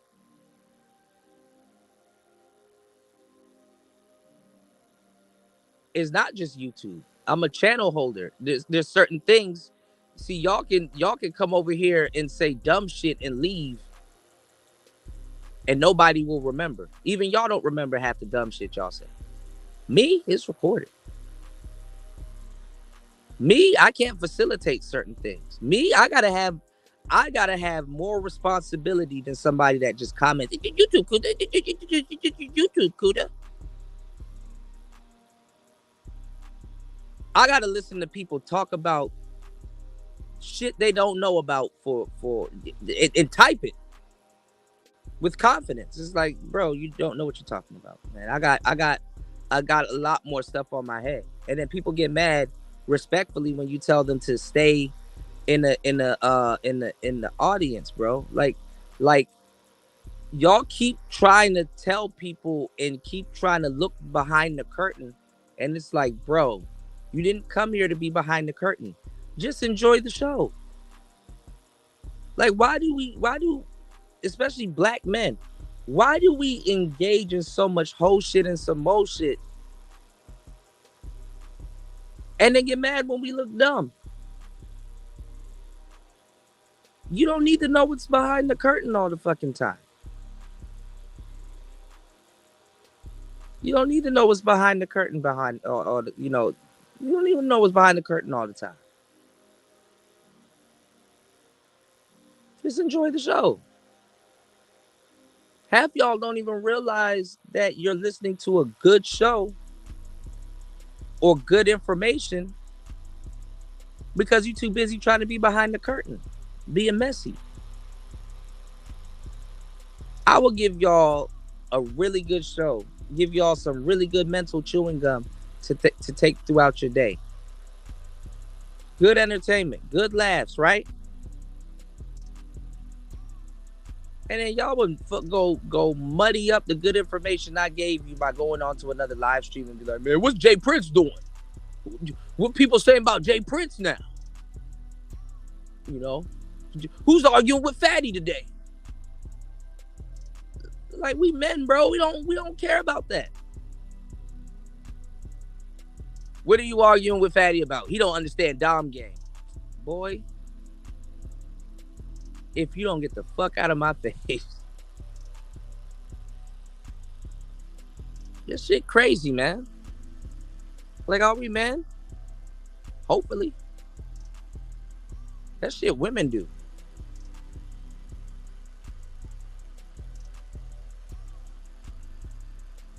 Imagine meeting a new woman. What's going on? The same one? Peace to you, player. Yeah, everybody's concerned with being real, and nobody's real. Real people get fucked over, man. Really. See what I did there? Imagine you meet a new girl that you're interested in, and she sees you glued to your phone as you are all the time. She's like, "What are you doing? Like, what are you like? What are you like? Kind of watching on the web all day?" Oh, I'm watching this guy talk crazy about this other guy. Oh, okay. Kind of like what women do. Yeah, exactly. Yeah, just about. Oh, okay. You know what I watch on YouTube? I watched a nigga break down a fucking Lamborghini motor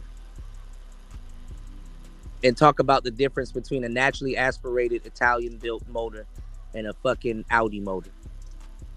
I like shit like that. I'm not gonna lie. You know what? On the last show, I fucked up and showed you this amputee baddie that was tapping on her fucking broken leg, and YouTube will not stop sending me shit. I'm going to hell, bro. What's going on, DS1? Peace to you, player. Shouted you out a couple times on the last couple shows. Shout out to you, man. Like, y'all will pollute y'all mind. Y'all. It's like, I ain't gonna lie. I kicked the broad out my house one time for that shit. I was really upset with that bitch. I made her like some top tier ravioli, and this motherfucker put sugar in it. I said, get out. Yeah, you gonna have to take this to go. Get the hell. This is to go. This is to go. You dig? Y'all will sit up here and listen to real shit and then go somewhere else and pollute your mind with bullshit in the same space. In this space, you can definitely do that. You know? In this space, you can definitely do that. In the black community, it's the black people that are trying to help that get the most bullshit. And it's the people that are committing the most fraudulent and the most fucked up crimes that get pushed to the top. You know what I'm saying? That shit gets pushed to the top. You know? That's why a lot of people in the black community, in a lot of cases, a lot of them, you know, kind of want to be, you know, career criminals if they could. You know, even the black professional that's driving to work, man, that nigga drinking his coffee, listening to Boosie, listening to Future on the way to work. And there's nothing wrong with that. I'm just saying if you like kind of really analyze and think about that, you're not listening to a nigga rap about stocks. You're not listening to a nigga tell real stories about how the crypto market tanked, and he has to pull his stocks out of crypto and in Nvidia and shit. You're not rapping about that type of shit. You're not rapping it, you know.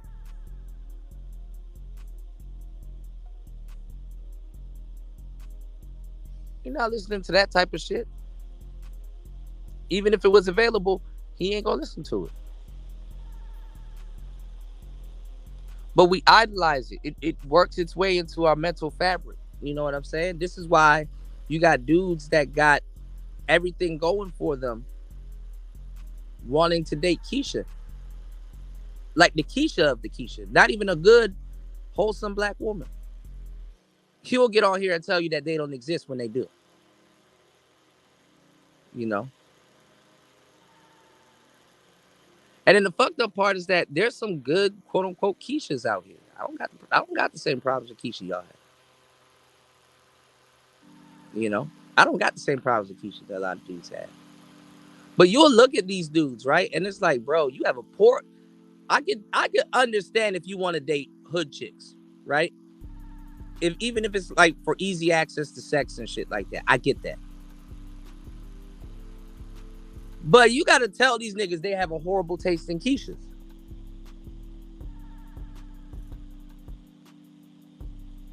If that's the case, you know,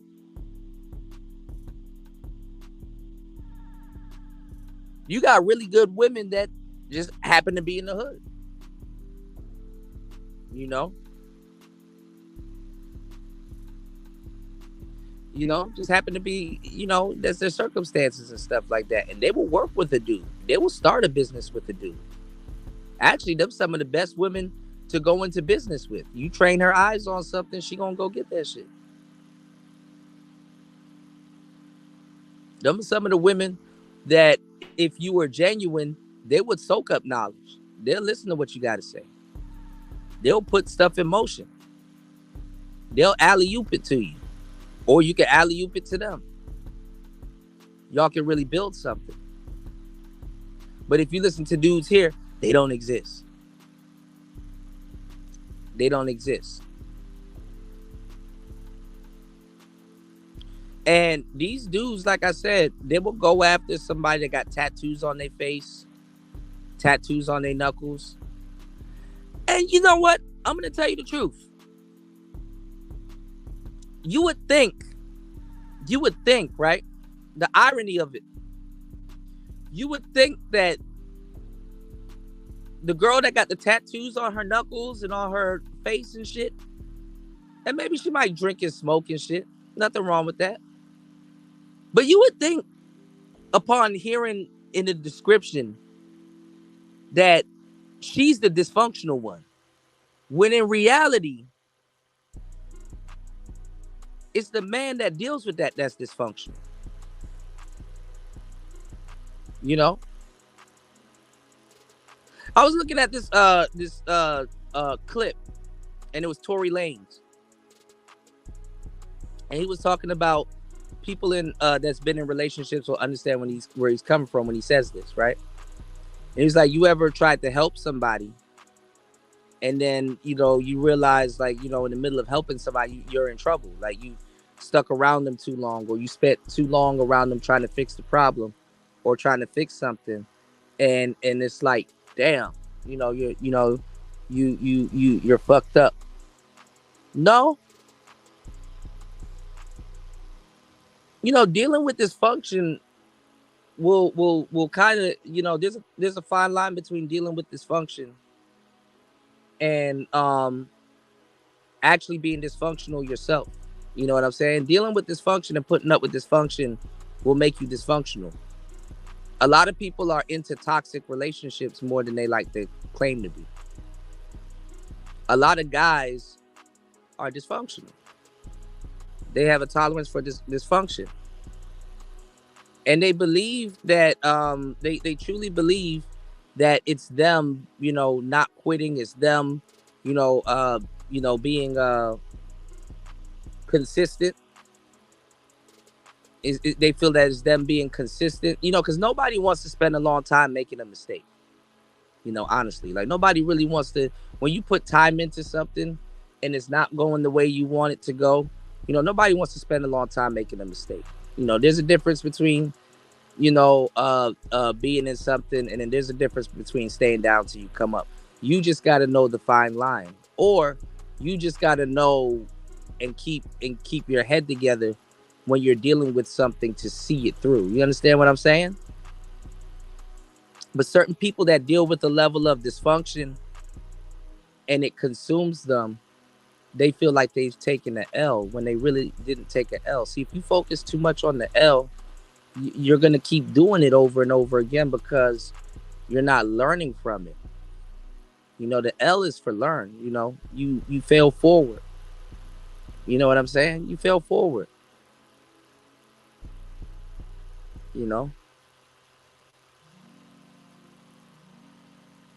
And us black people, we lost our real, like, it's funny that like these conversations started off as barbershop talk.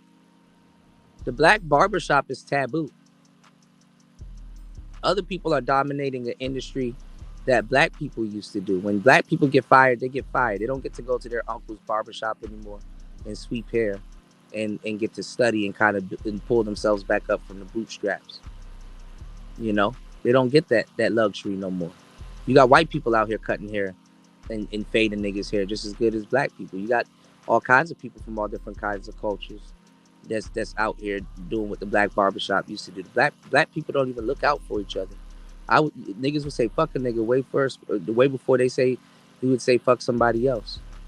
I'm not trying to hear this bullshit ADOS and FBA thing. I'm really not.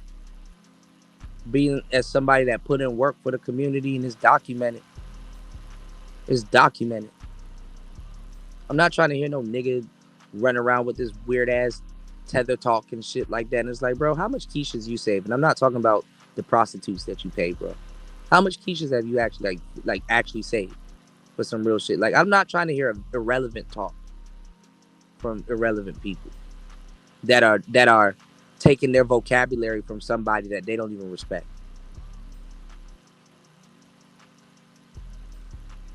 I don't want to hear it. Now, if you real, I fucks with you. If you a real FBA, I fucks with you. If you a real ADOS, I fucks with you. You know? But aside from the bullshit, I don't want to hear it. You got niggas in Chicago right now loading up with Dracos and all kinds of different shit and all kinds of artillery. Can't wait to point it at a black person. You got Argentinian people there saying, yo, fuck you. And them niggas quiet than a motherfucker. They throw all these gang signs and gang gang and bang bang and train train. Yeah, yeah, big GD. They got all that bullshit tattooed on their body, and then as soon as somebody from a different country jump out the wood, they got the ups on them. I didn't think I would have to actually really put in work with this Draco. I'm just trying to shoot people from the other side that look like me, that's doing the same thing. He want to do drugs, smoke weed, and get money. I want to do drugs, smoke weed, and get money, and tote pistols, and do the same thing. I want to kill somebody that's just like me. And aside from this bullshit, we actually would have been friends and could have got money together. All this gang gang, bang bang. I know them Argentinian people scared the shit out of y'all. You don't even think you don't even know if he's a cop or not. Didn't think about pointing a Draco at a different colored man today, huh? You thought you were gonna go find you some ops, right? Op shopping, right? Go get you some stripes, right? Up your rank.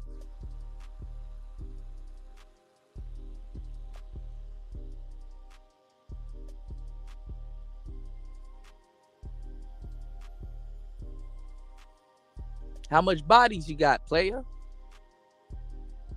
Yeah, the barbershop is taking on a different role. Them niggas,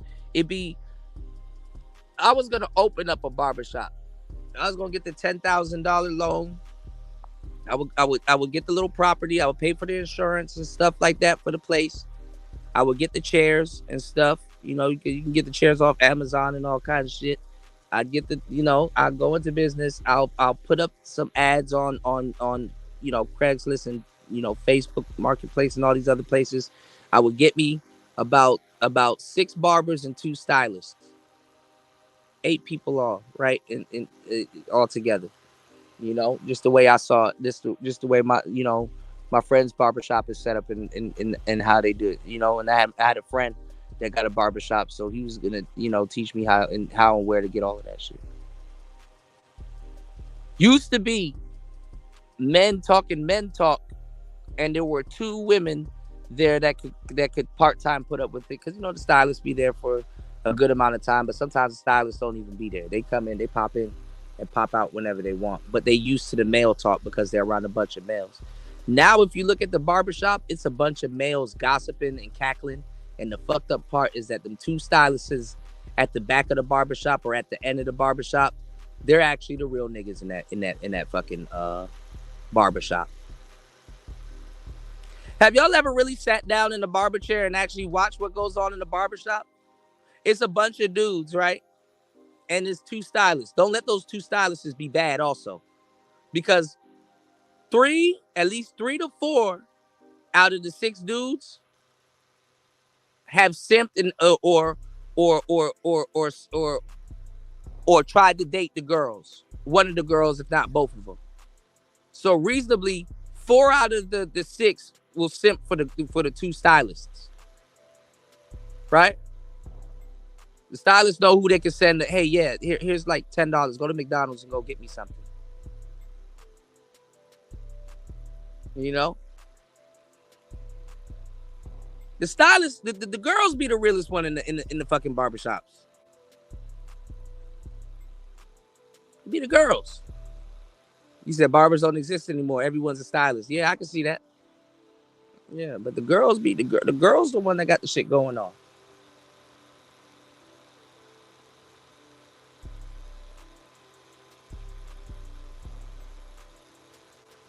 That shit crazy, man. Men, it's like the roles have changed, bro. Women are the niggas and the niggas are the bitches now, man. That's why at a young age, all my young players, listen to me. Make sure you're authentic. Stop. If somebody's telling you to a certain degree, if somebody respectfully is telling you you're doing some bitch shit, actually really sit down and be like, with your little phone in your hand and shit, and just be like, yo, what the hell am I doing, bro? You know? Don't waste your life trolling all day, man. Cause you'll have all that smoke. You're no better than the Pookie some of y'all claim not to be. You'll have all that smoke for another black man. I don't see y'all trolling white people. Show me a black troll that trolls white people. And I'm not just saying that's a race thing. You shouldn't even really be trolling nobody. But I'm just saying, show me them. They got all this vitriol for niggas. They don't got no vitriol for the other people. They halfway bullshit troll when it comes to politics, but they don't troll nobody, man. You're a cyber Pookie, which makes you a bigger idiot. Because if you're telling everybody online, oh, these people fighting over blocks that ain't even theirs, and you're fighting over gigabytes that ain't even yours. You fighting over bandwidth that ain't even, no one cares. You can't pass no troll account down to your children.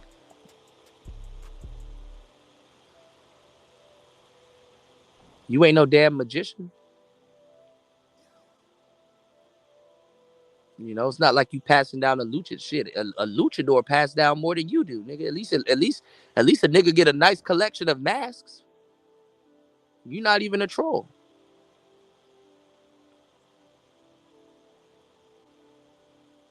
Yeah, y'all fucking with the right one. You never heard a troll get compared to a luchador. Never even thought about that. Never even thought about that. Anyway.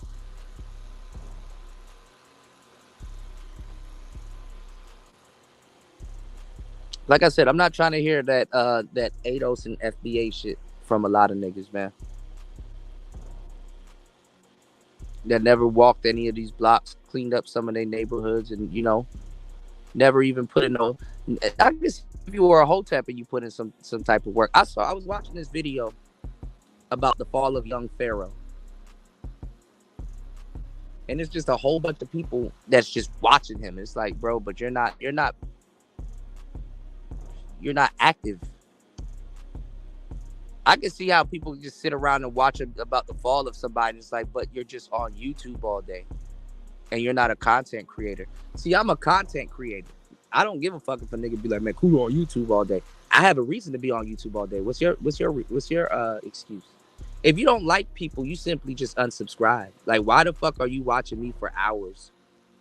Because you can learn something. I'm that dude. You can pick up information and stuff like that. Niggas be sneak soaking and shit.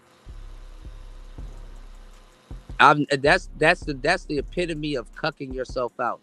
You use your YouTube channel and cuck yourself out. I don't like this nigga, but damn, I'm gonna sit around and listen to him for hours, day in and day out, and then I'm gonna pretend like it's because I want to troll him when you really actually admire a nigga, and that's weird, bro. Niggas be trying to troll themselves into being your friend. I don't even hate the guy, but I'm just gonna wish death on him, and I'm gonna wish death on him. I'll make some threats. I'm gonna talk shit about him. I'm gonna wake up today and just try to say as much as I can and do as much as I can to hurt that man's feeling. I don't even wish bad on him, but I just he need to hear this. Like, bro, what are you talking about? Just simply unsubscribe, my nigga.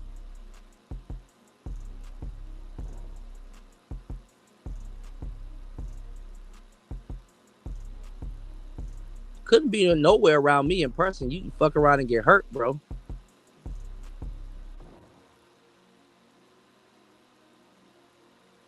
He said take more money to troll than go to war, right? And time. People are weirdos and shit. And they want to be your friend for real. And it's like, bro, I'm good, bro. I don't need no fake ass niggas around me. And I honestly, I don't need your fake friendship like that.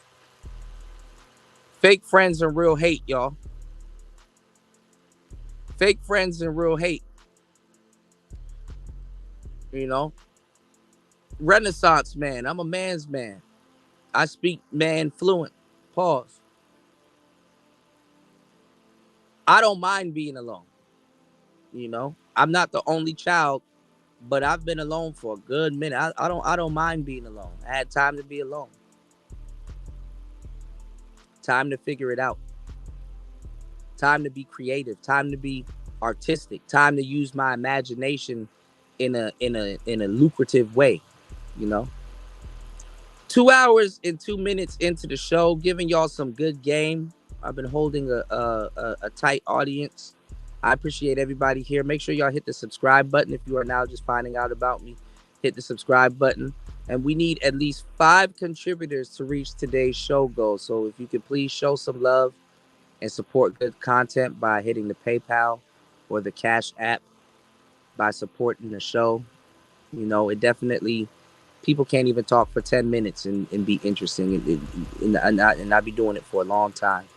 I'm developing and working on skills that have yet to be recognized. It'll come around, and I'll be ready for it.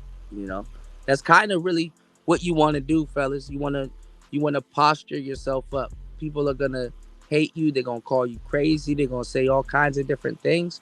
But when that shit come around, and you would think people know this because they trade stocks, they do long-term trading, they hold on to investments and things like that. You know, you should know that things will come back around. You know, you should know that things will come back around. You just got to be prepared for things to come back around. You know, a lot of people will tell you about confidence and how to gain confidence and stuff. Not even how to gain confidence. People will just tell you about confidence, but they won't tell you how to gain confidence. Confidence is repetition. Repetition. If you do something over and over and over again, you will confidently do it. Actually, sometimes if you do it the second time, you do it confidently But anyway, if you know how to do something over and over again, you will confidently do it. Wax on, wax off. Confidence. You know. And then if you do something over and over again, we were talking about boxing earlier, it's called muscle memory. Because muscles have memory. The body works on memory. Instinctively, if you do something a certain way and train yourself to do it a certain way, you will knee-jerk reaction, unconsciously do it, a certain way. That's how it works. But you have to constantly keep doing it. You have to practice doing it. You have to familiarize yourself with what you're doing, no matter how much you do it. You understand what I'm saying? You got to familiarize yourself with, you know. I was watching this video. We talk about music and music gear and all different types of tech and things of that sort, right? I was watching this video about this new machine that that one of my favorite companies, Electron, is coming out with. Because y'all know I love, most of my instruments are from Sweden, and y'all know I love me a fucking groove box, right? And I would have to. I remember looking at all of these advanced groove boxes, and I'm looking at all these notches and stuff like that, and I'm like, damn, I used to play the saxophone. Damn, I know a little bit of thing, and I know a lot about music, but like actually really sitting here and creating music. Damn, I got to learn how to play the keys. Damn, I got to learn how to know what certain notes are and scales and synthesizers and controllers, and I gotta learn how to pitch bend certain things. I gotta learn how to frequency. I gotta learn how to tune things. I gotta learn how to play it by ear. All these different things. And I saw this new instrument that she came out with, and I ain't gonna lie, for that she came out with, that the company came out with, and I really do want it. By the way, I really do want it. By the way, but I thought about it. I said, man, unless I'm putting it together with my MPC, just get an MPC and call it a day. Just get an MPC and call it a day. You know, at the end of the day, just get your ass an MPC and maybe a couple of rack gear and just call it a day. Because you go through phases as being a creative and a producer. All of that gear is dope and easy to learn how to use and jam with and stuff like that. But if you're fucking just making beats and shit like that, yeah, you can buy a Triton, you can buy a goddamn, you can buy the best gear in the world, but you're only gonna be using it for, a certain piece of a melody and things like that. And there's nothing wrong with that, but it's like, honestly, you'll have more fun trying to learn the piece of gear and just jamming and making YouTube videos. There's a difference between like making beats and putting them on YouTube, and there's a difference between taking a machine. That machine will get more use for you just like doing tutorials, showing people how to use it, and just coming up with a jam, just using the sequencer on it and stuff like that. You know what I'm saying? All of these different concepts that I would have to learn just picking up a groove box, you know? And then overall, you learn about music, so you know what to reach for. Okay, how do I activate the reverb? What is dilettante? What is swing? You know, how can I effectively use the metronomes when programming hi-hats? Where am I gonna plug this? Where does this come in? Where does this sequence come in? Is this turned off at this part or turned on? What do I want the listener to hear at this part? How am I tweaking the subs? Does the beat I'm using even have bass? Where are my drums? Am I going melody first or drum first? These are all the thoughts that goes through someone's head. You think I can't figure out certain shit? You think I'm not high functional? I'm just dumb. You don't know what you're talking about.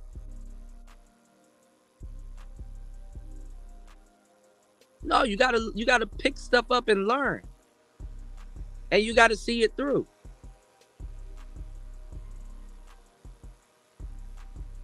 And you gotta validate yourself. Stop looking for validation from other people. You niggas are looking to bitches to validate some shit that you can validate yourself. Yeah, rest in peace, Julio, man. He just dropped a video recently too. I had to turn that shit off. I was like, man, this is bogus. What's going on, Cap? Y'all hit the like button, support the show, y'all. I'm really giving y'all some good information. I know y'all don't give a fuck about what I'm saying. I know it doesn't matter. Y'all about to pollute y'all minds with some bullshit. Y'all will get more out of watching a panel of people stomp uh, a brother that really needs help elsewhere in the space. You know what I'm saying? Y'all will watch a bunch of people clown a nigga instead of helping a nigga. It takes a lot. It takes a lot. It take listen, y'all. I remember when I got jumped. I got jumped. I got jumped a couple times coming up. You know, I remember I got jumped by like 5 niggas. I got 2.5 of them niggas though. You know what I'm saying? I got 2 of them niggas up out of there, and then in the middle of beating the shit out of the other nigga, that's when that's when I had to turtle up, yo. I was like, all right, I was like, at least I got 2 of them niggas. I got 2.5 niggas though. You know what I'm saying? But you know, I take my licks. You know,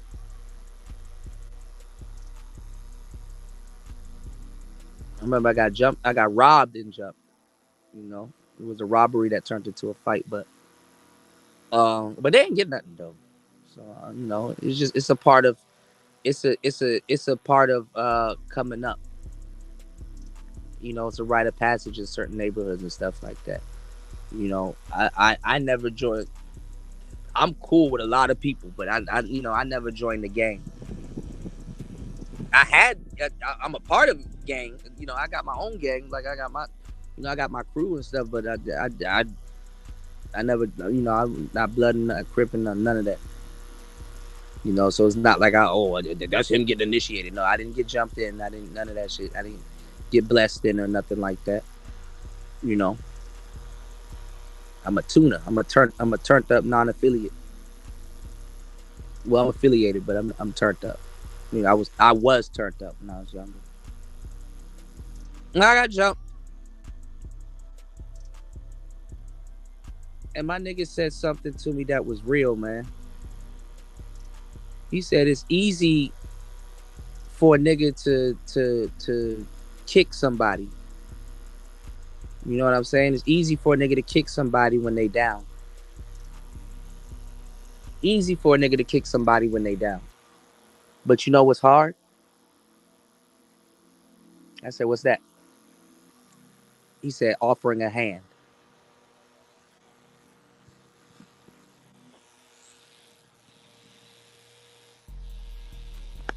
Offering a helping hand. It's easy to kick a nigga when he's down, but what's hard is offering an actual helping hand. I said, damn. I didn't even think about it like that. Nobody thinks about it.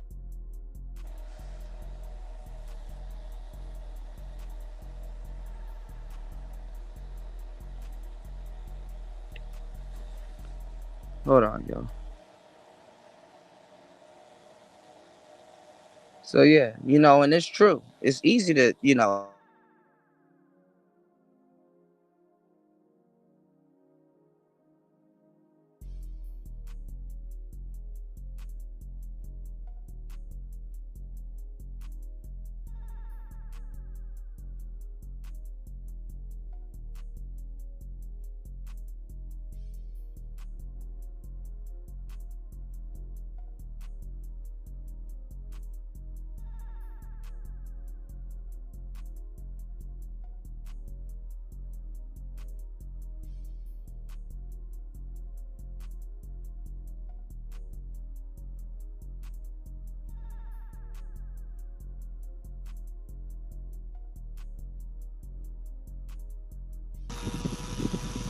yeah, I was saying I don't know. I mean, I get it, but y'all be having a lot of dudes running around here with no information and stuff like that, like no real information.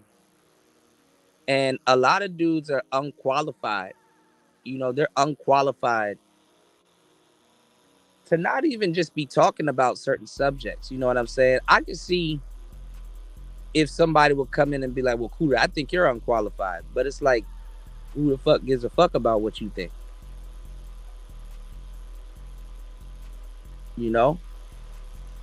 If you think somebody's unqualified to talk about the game, What I mean, I don't even give a fuck about what parameters like for example, if you come in here and you're like, I don't think he has game. You like these niggas be thinking they're the first person to think about that. And it's not even like if the person that's talking about the game is unqualified. It's like if you're looking for game or seeking out game or some type of knowledge or whatever, what makes you qualified to tell somebody that has something that you don't have that they're unqualified? You understand what I'm saying? What makes you qualified to tell somebody that they don't have no fucking game? And it's like, but you're a loser. You're like, you're not even a loser. I'm not even gonna insult somebody like that. It's like, but you're looking for game. You wouldn't know game if it hit you in the face. You know, a nigga can say, "Hey, I don't believe Kuda. I don't think he has any type of game." Right? Have y'all seen me read off a script? But look how much player shit you've heard me talk about, discussed, broke down, and said to you over the years. Y'all, like, I've said some of the most player shit y'all ever even heard. Fly shit. I've even talked about, shout outs to Paul, I've even talked about things in great detail where it's like, okay, yeah, bro, know a thing or two about a thing or two. In great detail. I've mentioned things that, yeah, you kind of have to know or be in, you got to be in the mix to know about that. That's not uncommon information. Like, that's not something that regular people are running around talking about. I've broken things down in great detail. Gang members do have a huge network, but they're unorganized. It's an unorganized network, just as much as this goofball shit that we call the space on the internet. It's an unorganized network, you know?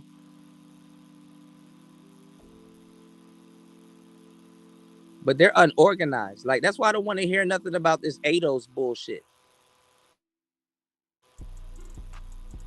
Cause niggas will sit up here. You'll listen to them weird ass niggas talking about some, man, we got the Bloods and the Crips. Those are black gangs. It's like, no, they're not. Yes, they are. No, they're not. I know some white Bloods. I know some white Crips. And Mr. ADOS and FBA, you're not testing these people's lineage before they even join your little goofball gang. Mr. Blood Man, you don't even draw blood before you initiate any of these people. Because they'll be like, oh man, this black on black crime. 2 people in Harlem got killed. There's 2 African Bloods feuding with each other. Or an African Blood and an African Crip. So half of y'all don't know what the fuck y'all talking about. This nigga be a whole Blood, but he from Guyana and shit.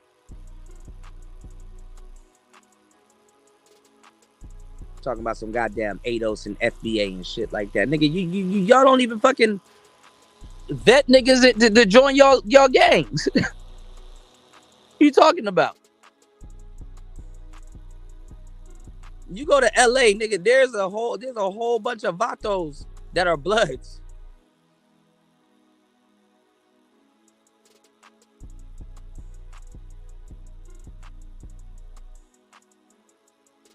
Whole bunch of Chicanos that are fucking Crips.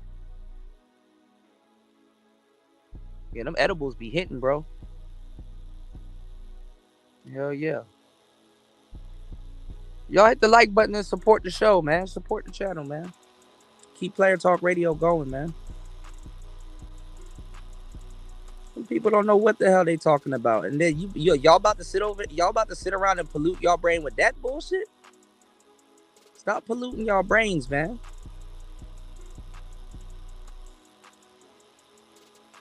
Asian Bloods. They're in L.A. Shit, they're Asian.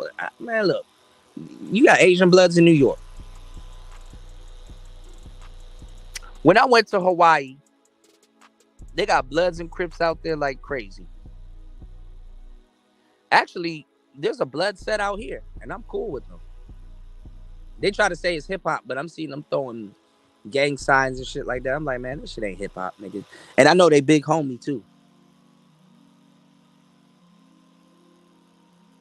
Or the person trying to be their big homie. Hell no, not deep in Hawaii, right there in Oahu. Them niggas be at the tourist spots and everywhere. They are deep in Hawaii though, but they in Honolulu. Yes, they is. And shouts to my bro Osiris, man. I need to link back up with Osiris. That nigga would never believe I'm a producer now, man. I need to link back up with them because he worked with Wiz Khalifa. He worked with Rostrum Records, Wiz Khalifa. You know? He worked with Sledrin, Wiz Khalifa. You know? And shouts to my boy Osiris. He got me right out there, nigga. Maui, motherfucking wow. Oh, yeah, deep in Hawaii, deep in numbers. Yeah, them niggas at the airport waiting. Yeah, them niggas, bro. You can't tell if they fucking Yakuza. You don't know what the hell them niggas is. It's like, goddamn. Them niggas strong as fuck. They look Hispanic and Asian.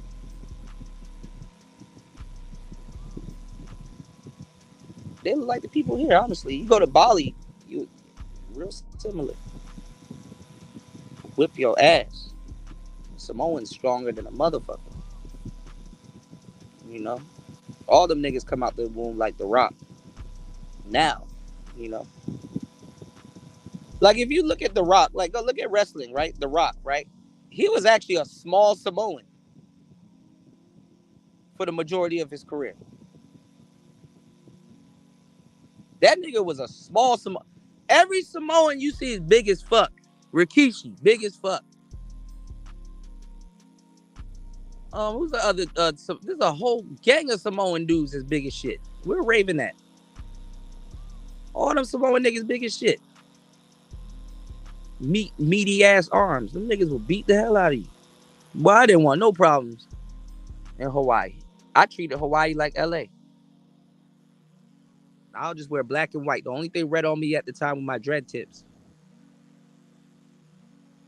And ain't nobody asked me what that be about. So,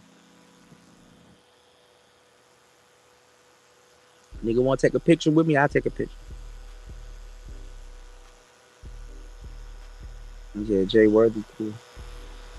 Yeah, but The Rock was a small fucking Samoan. Honestly, when you look at him in his career, you know, but he was strong. He was strong as shit. You know, he was suplexing niggas and lifting niggas up too, just like anybody else. Shit, if you look at half these wrestlers, Stone Cold, Steve Austin looked out of shape. Like Vince McMahon,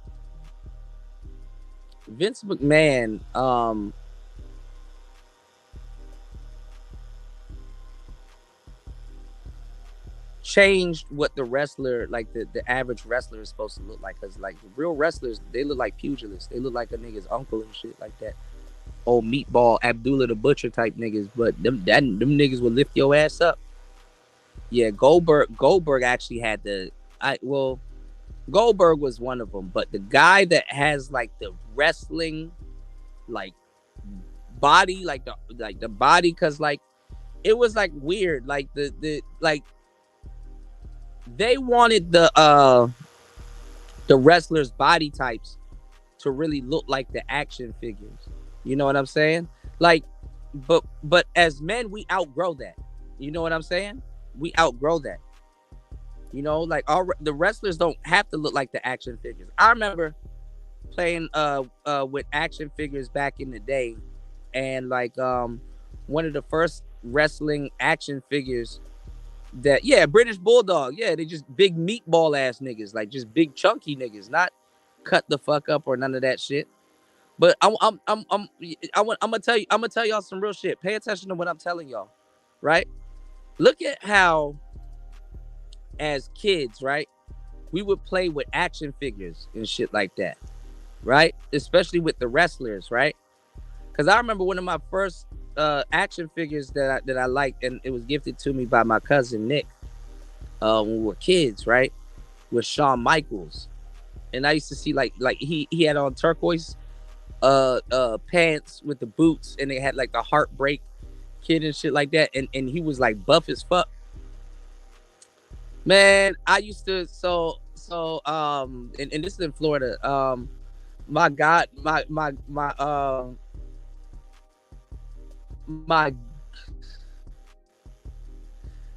don't know how to explain this. My grandmother has a like it would be my step grandpa. It would be my like it. I guess it would be he would be my step grandpa, but his mother. Does that make sense? Like my grandmother was with a guy that would have been my step grandpa, but she was still cool with his mother, and his mother would be around the family, if that makes sense. So I guess she was my step grandmother. I don't know, but I called her grandma. My grandma Louise, and it would be so boring being with her. I swear to God. But she was cool as shit because you know why? She watched wrestling, and she gave us candy, and it was just boring being with her because she's just an older lady, but she was fun. And she used to love The Rock. She used to love Stone Cold and stuff like that. And man, it would be the funnest times with her. She would always she would make us food, and we'd sit down and be watching Monday. We'd be flipping the TV between Monday Night Nitro and Raw is War. Y'all know Nitro be on, and then halfway before Nitro, like an hour, like Nitro be like 2 hours or some shit, and then like halfway before Nitro finished, Raw is War started. So you be flipping through the channels, and you watching Nitro and you watching Raw is War. Man, attitude era, y'all. So anyway, when I had this action figure with Shawn Michaels, and I went and I saw the real Shawn Michaels. Yeah, he was buff, but he was a dude. But that was cool though, because he was kicking everybody. He was super kicking everybody. But it made me like the action figure even more. Because I mean, at one point Shawn Michaels was buff. At one point Shawn Michaels looked just like Triple H, but he ended up just kind of becoming a smaller dude, and then stayed smaller, smaller guy throughout the rest of his career, even up into his retirement. And he was competing and putting dealing with all the the big dudes, right? A lot of y'all don't even know the strongest guy actually in the WWE was Kane for a long fucking time. Even when Brock Lesnar appeared, Kane was still stronger. The more you know, right? I wanted to run this by you, right? I'm about to drop some gems on you, or at least focus your attention on something. Okay? Now listen to what I'm saying.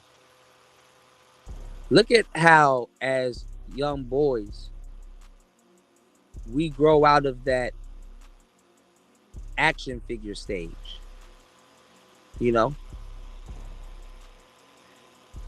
I just told you a story about looking at this action figure of Shawn Michaels, how he was buff. And I look at the real Shawn Michaels, and it's like, oh, whatever. I was a kid, so I really didn't care, but I did notice he wasn't buff. Do you think wrestling toys are the only toys that are like just insanely like ripped people? You think that's the only toys that we had? If you get a Batman toy, Batman is jacked. Superman is jacked. Hell, the Flash, he's jacked. All them niggas are jacked. 6-pack. All of that shit. Body goals. Head ass.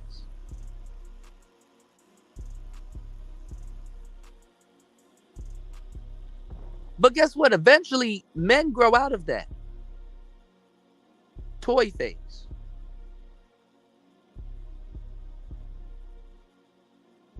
Our toys set us up to work. Yeah, He-Man was Jack. Oh, He-Man definitely is the king of the Jack toys, man. You can go look up a He-Man toy right now. That nigga's still Jack. Like, god damn. Street Sharks, Jack. They're not even humans and they Jack. Like, god damn, this shark maxed out. The Power Rangers wasn't Jack on the show, but if you go get a Power Ranger toy, Jack.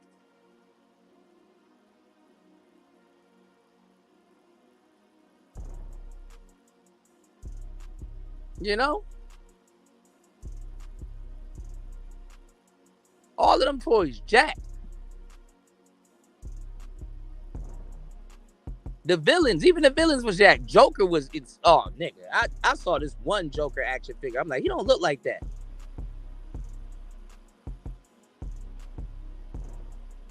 Nigga, Joker was Jack.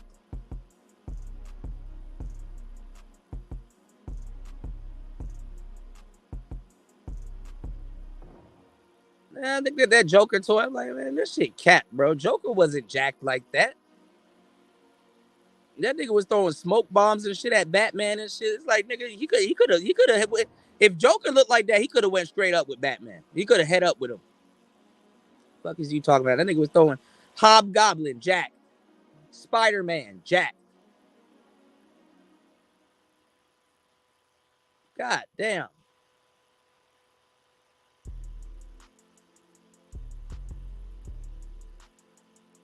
Like, when the fuck did Peter Parker work out this much?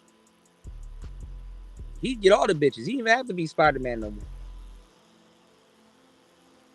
But what I'm saying is that look at how we grow out of it. Look at how our toys as men are kind of vague, man. They're vague. But look at a woman's toys. Look at women's toys. Because guess what? Women don't really grow out of it. Women don't really grow out of it. You get to put makeup on Barbie, now you get to put makeup on yourself. You get to put a wig on Barbie, now she get to put a wig on herself. Doll houses. Doll houses, right? And then not even just doll houses. Barbie Corvettes, outfits. Back in the day, what did you used to see a little girl toting along right beside her? A doll. Baby.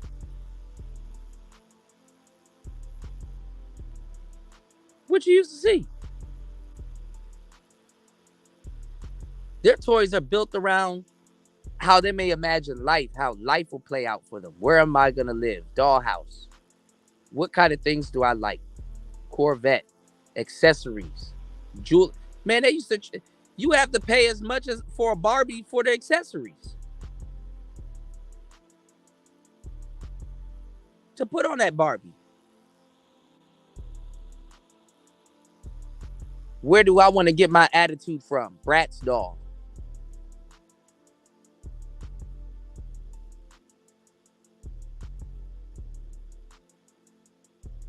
Women never really grow out of it. Now, what slightly humbles them humbles us all. Life and bills. Life, work, and bills. But they never really grow out of it. You don't see these kids getting a Kamala Barbie doll. Doesn't even exist. Where's the Candace Owens Barbie doll? These are all people that y'all watch and listen to on YouTube. Again, why pollute your mind with bullshit?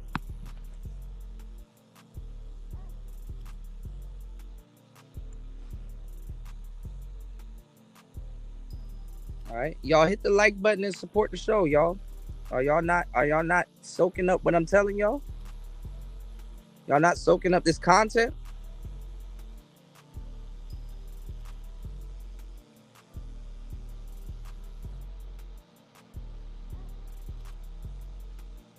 Damn.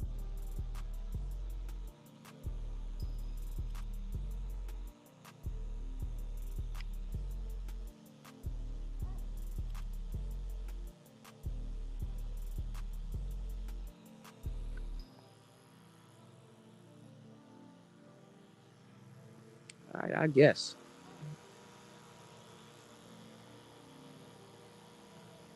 He said Lionel was the only one looking like he was working on it, but he was still the young king. Yeah. Go look at the X-Men. All of them are jacked. Them ain't kids.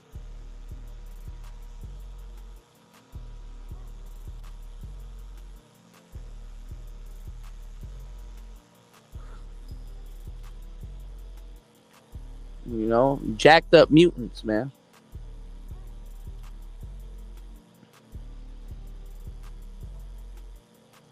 But yeah, man. I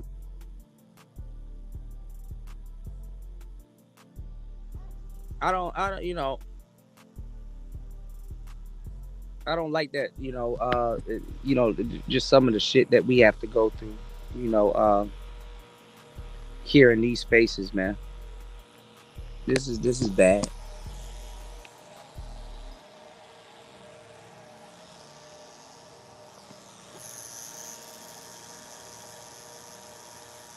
I'm making and develop very good content, excellent content. I don't get it. Niggas try to tell me, man, cool, good content gets supported. That's bullshit. That's bullshit.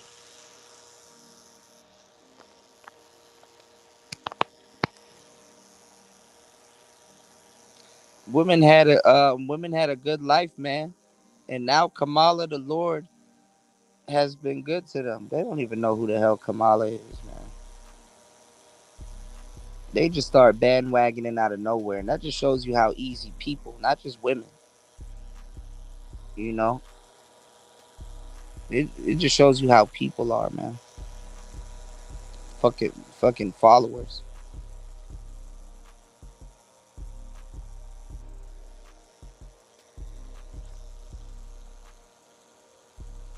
And all the hustlers love it. And all the hustlers love it. It's just to see one of us make it. Yeah, shit. There's a lot of hustlers that don't like that shit. Eating a banana. I don't like that.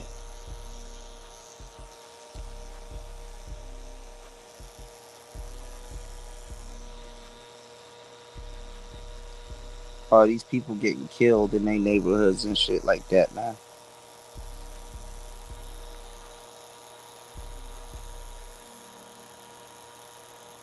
That's why when you make that shit, get the hell out of there. White people, they can get rich and stay around their own people. Black people, you gotta leave.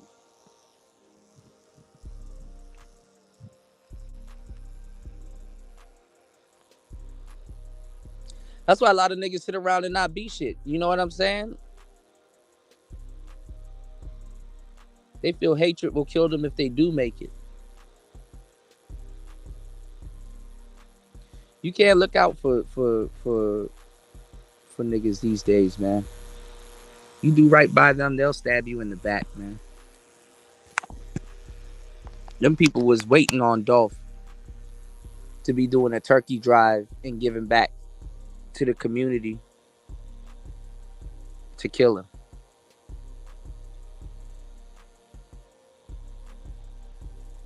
Niggas will snake you out over your girl.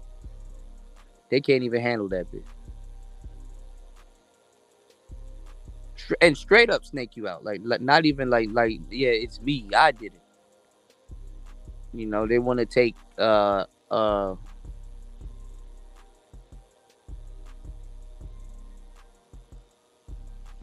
credit for being a fucked up person. I can't even get mad at women about that. Like I said, women they date evil niggas all the time. They date evil niggas all the time, but guess what?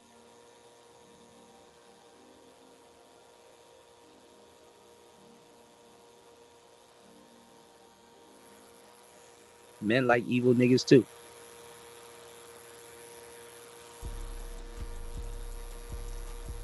We haven't, put up with we haven't even not even put up with it. We haven't acknowledged that that's something that we're attracted to, you know? Cause niggas like evil bitches. You can tell a nigga, yo, leave her alone. She set niggas up. She gonna do that to me. Now he in a box.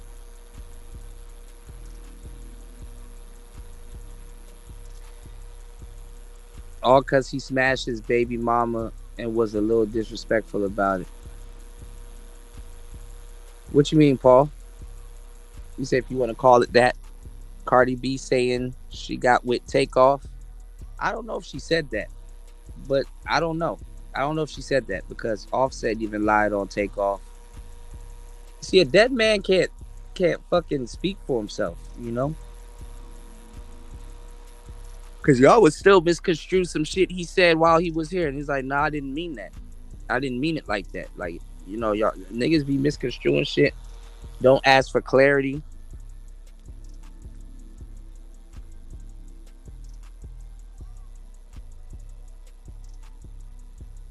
She just saying shit to hurt Offset.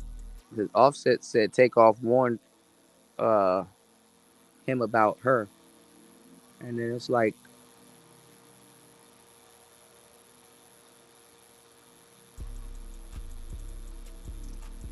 don't put that on your dead homie.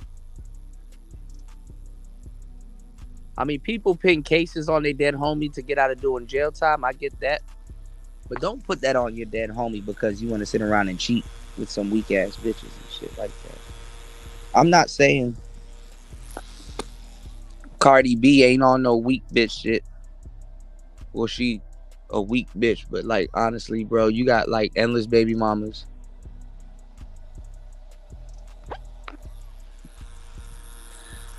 You still in the street for the dirty meat.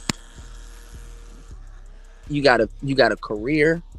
You got kids. You got things that when dudes get over that fucking phase will wish they had when it's over. And you fucking that up.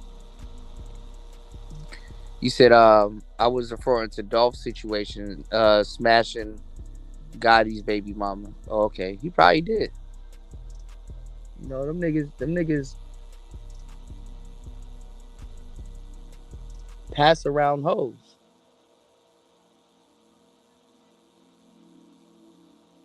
You know?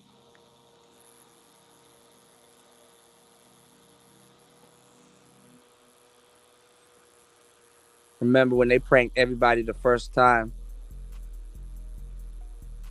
So I don't really believe anything they say for real, for real. It's just entertainment. Yeah.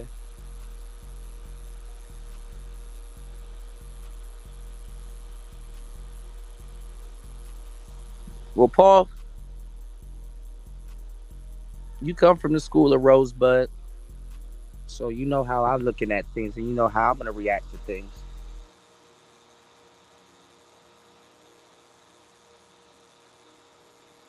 I'm not saying you're Rosebud alumni because I don't know if you know, but like I said, Rosebud was one of my mentors, so you know how I look at things. You know,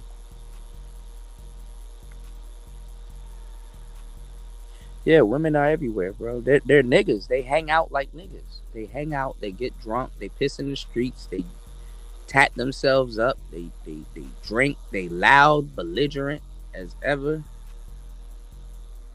What a time to be alive. It's called freedom. It's called freedom, man. We do it, we go to jail. They go to jail too, but we do it. Oh, nigga, we go to jail. We getting stopped and frisked.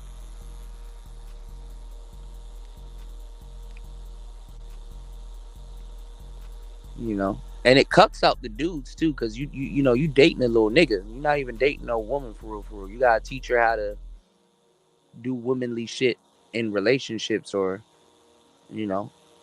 And some of them they want to be that way. I mean, some of them they try to pick up stuff as they go along, but Most of y'all, just to get some easy access to sex, when you date them in that state, you're not gonna get that side of them. They're not even gonna try to be on that type of time with you. You know, a lot of women that date niggas, I'm gonna say some profound shit that somebody gonna steal from me, and y'all gonna support they message more than y'all ever would support mine. But I'm gonna tell you some real shit. A lot of women date niggas to be lazy. Straight up. A lot of women date niggas to be lazy. I don't feel like putting all that effort into a relationship. I don't feel like doing all that, man. Look, you go get me a nigga that's just gonna put up with it, and I'm gonna just tell him it's me.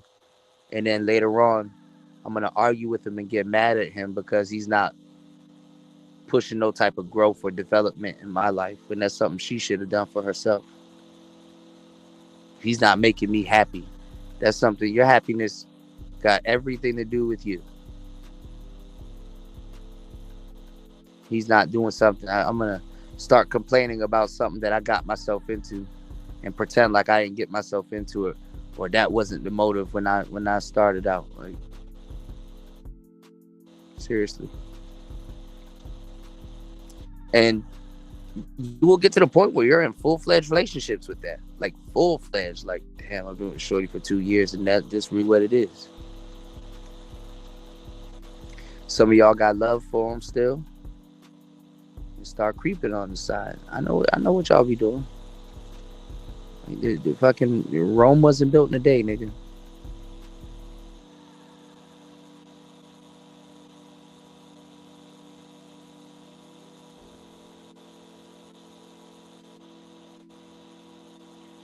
We need at least 5 contributors to reach today's show. Y'all hit the Cash App. Let me check it in the PayPal so we can open up this panel. I want to open up this panel real quick. What up, y'all?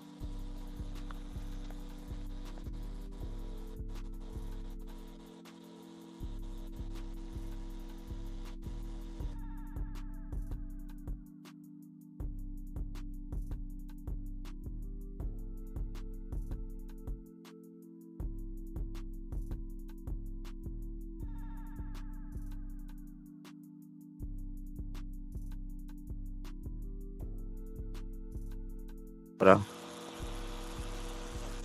Okay, I don't know why this thing's acting like this. I'm like, shit. I'll see y'all later on the show then, I guess. I don't know. Yeah, keep it pimping, man. Sidewalk University, man. You gotta get it. You did.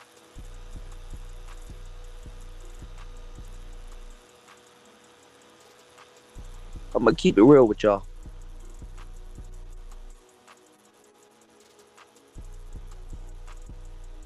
Find and develop your talent and give it to people that really support what you got going on, and put you in a position to win.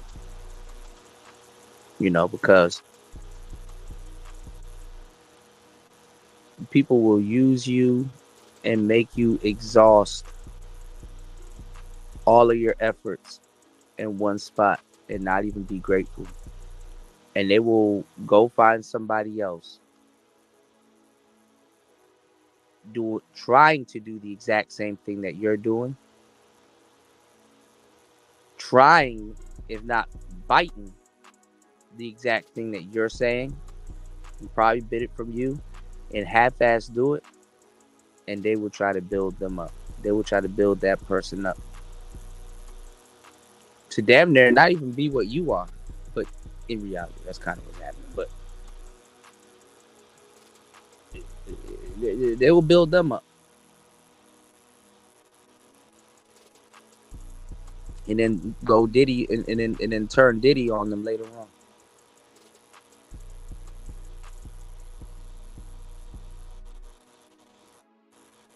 So go serve people, and that's crazy. You know what, P. Diddy? Probably should have did, and he probably would have been around a little bit longer. And maybe they might have turned him in anyway. I mean, he could have just, just went straight token. P. Diddy should have just, after Biggie, he should have just switched to, to, to rock or something. Start dealing with white people. And just stayed over there. Get called coon for some years. Or a token. And still be a free man. That's what he should have did. He kept fucking with y'all niggas for too long. He kept putting on artists, giving y'all Ciroc, and doing all of that shit. Diddy should have just stayed fucking with the white people, bro. That's probably why he fucked up now. He stepped on some white people's toes. And they're like, oh, but you be on that, okay, you be on that pro-black shit? Okay, gotcha. Let's see if your people stand behind you if we do this. And you know what niggas did? Folded on that nigga, man. I don't give a damn if he was a fucked up individual. We should have dealt with that. Wanna know why? Because if black people went on a crusade after Hugh Hefner, man, them white people ain't gonna stand for that. Like, oh hell no, what y'all doing? What y'all doing?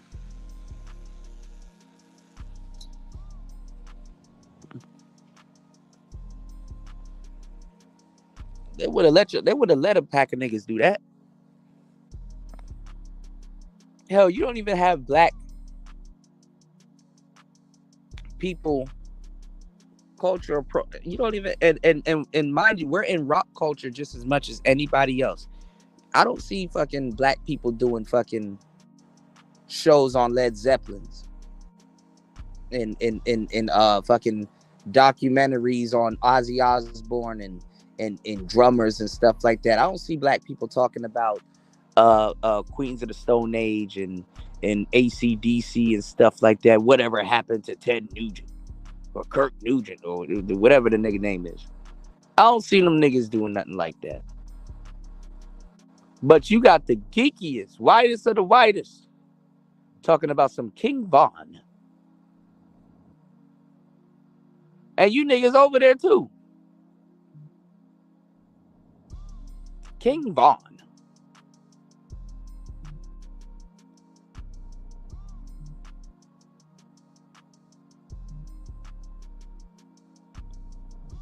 Sitting up here listening to 1090 Jake, Adam 22, Vlad TV, all these people in our culture. We don't even, and respectfully.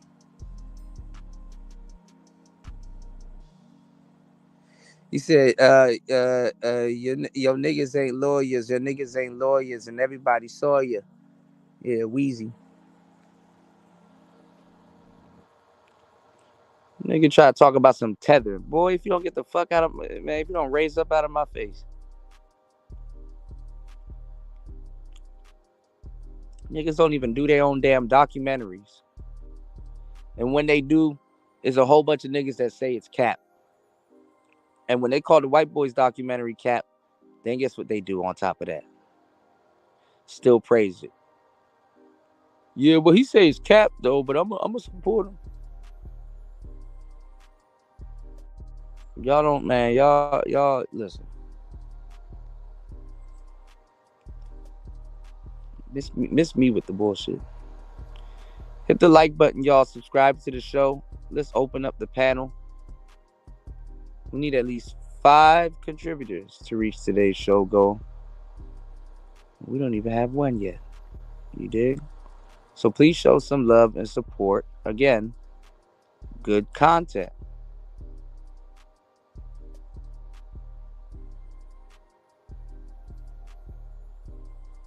You dig?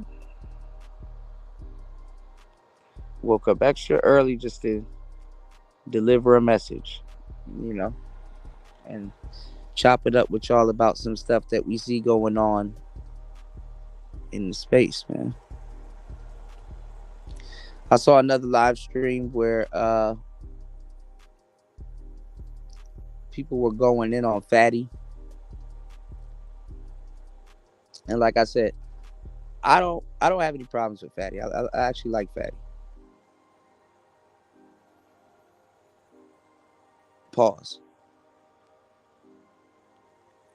But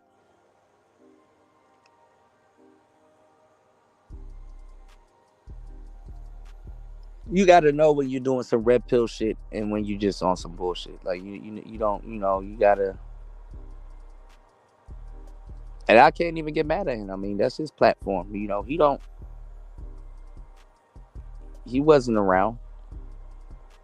He don't owe. He don't. I mean, a lot of people actually really do owe the space something, but honestly, he don't owe the space nothing. But all the people that's around condoning it, y'all day coming. Y'all day coming. I don't even want to hear shit. Even if you in the audience, y'all day coming. I want to hear no complaints. You people ain't red pill. You people, y'all ain't coming. Y'all day coming, man.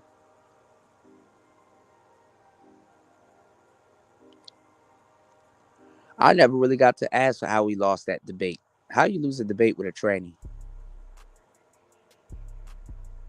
It's called "I'm a Man and I Say So." Still trumps what anybody talking about because look, they be going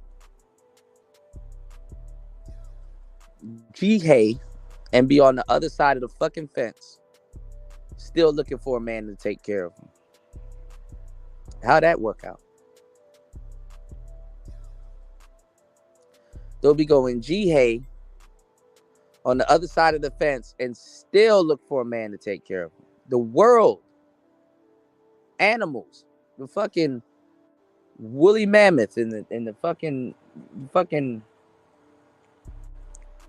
the biggest of the biggest of the whales, right, are looking for males, men. Even though a lot of us put them in that position too, to sacrifice and save them. We're the saviors of the planet. And and unfortunately, we're the destroyers of the planet also. Look at how we live. If you think about it, how we treat Earth, we're parasites of the universe. We're parasites of the universe. Just how we trash and discard things. There's probably a juice box or a Capri Sun that you've drunk, and your carbon footprint at 6 years old still floating around somewhere in a landfill. And you like, damn.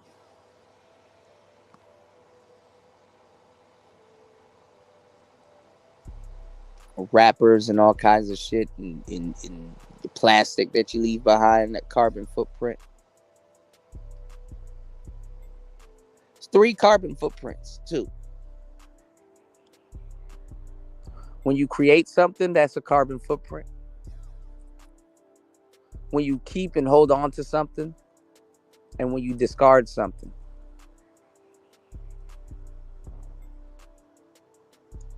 I remember that too. I remember when Umar, Link said, I remember when Umar got tricked by that T person on Fox Soul talking about men need to protect us. You a damn man. Absolutely.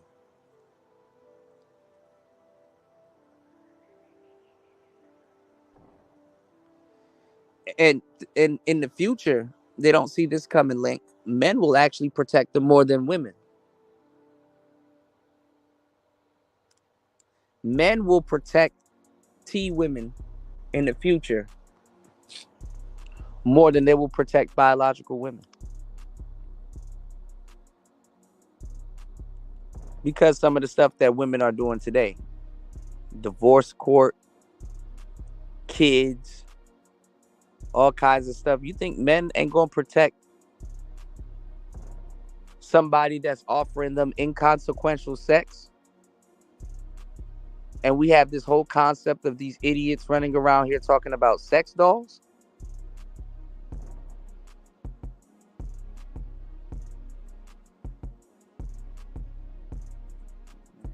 Y'all misuse me in these spaces. Y'all misuse me in these spaces.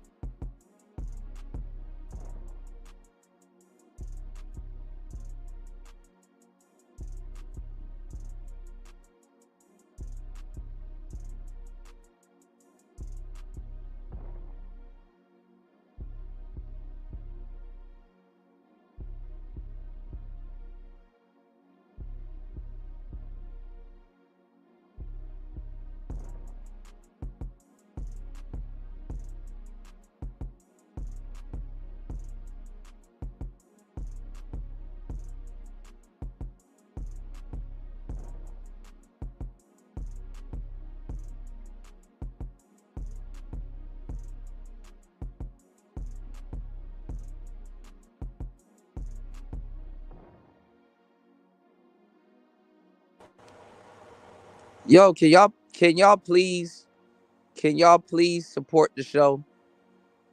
Can y'all please support the show? Because as soon as I'm starting to tell y'all the truth, I'm getting kicked off. And I'm really going out of my way to tell y'all the truth, man.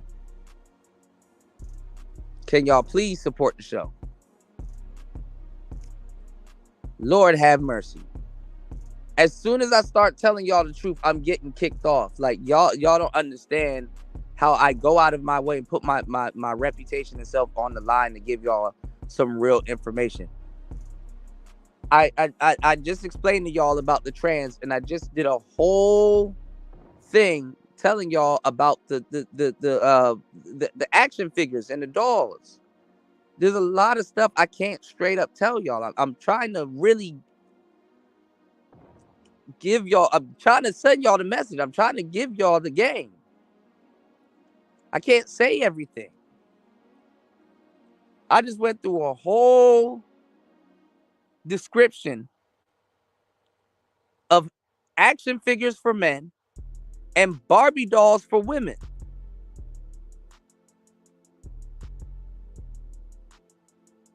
Like, what else do y'all want from me? Y'all want me to start getting into how men start playing with Barbie dolls too? And wearing heels and accessorizing and cutting up Barbie doll clothes also? Y'all want me to get into that? Like, damn. I'm telling y'all, listen, they are going to be protecting the shit out of them. And they're gonna they do and been have more laws than women. Men are focused on the wrong fucking thing right now. And y'all are stuck and can't move forward.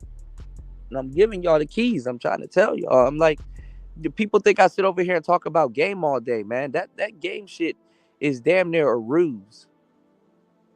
I get y'all the game. I'm chopping up game with y'all. But the game conversation is a ruse. When I start going into the real game and start going deep on certain subjects, don't nobody talk about that. See, that's why I know why dudes sit around here and listen to me all fucking day.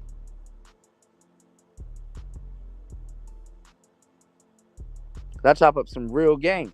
It's just that I'm scared to call the game because I don't have it, Kuda. But I'm gonna sit here and listen to you go deep on certain subjects and soak it up like the niggas trying to be your friend. Nigga trying to hate his way in the friendship. Stealing and shit. I'm giving y'all styles and shit to run with. Where do you think half these talking points be coming from? Go look at man, go look at my old shows, man. Yeah, they transforming. Yeah, they transforming at a young age. They taking hormones. Hold on, let me catch up on y'all comments because I got kicked out as soon as I started giving y'all the game. Y'all hit the like button. Y'all support the show, man. Hit the Cash App. Hit the PayPal. Yeah, it's happening now. Studs also, right? Studs want to be protected by men, right? Studs are that's a different conversation though.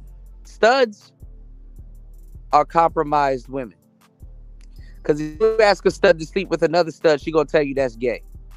And that's funny. That right there is top tier comedy.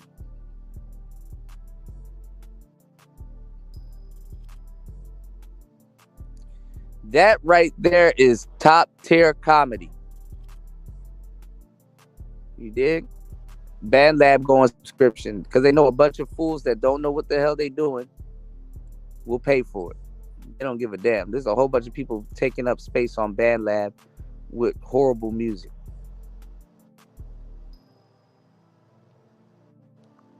What's going on, Mateus? Nightbot, you gotta chill, man. People can laugh, bro. God damn, y'all still haven't picked up on that. People use multiple emojis to describe how funny something is or how much they're laughing. Like, god damn, Nightbot. See, everything got to be robotical, mechanical, the organic and the mechanic. You got dudes around here talking about dolls and stuff like that. What do you think trans and all them people are trying to be? It's just that they're people. You're not gonna get the peace and quiet, but dudes will protect that trans harder than they'll protect the a woman in the future. Me, I put this information out there because I protect women. You know, I understand women. You know, and I put this out there. I'm like, listen, y'all gonna have to tighten up. I'm telling y'all, just as naive as these dudes are about the L Gibbet, they are just as naive. And the fucked up part is that they're around it all the time. They're at the epicenter of it. So it is but so much is but so much game I can give them. But they're gonna be overtaken. They're about to get their whole gender finessed from them. And that's unfortunate.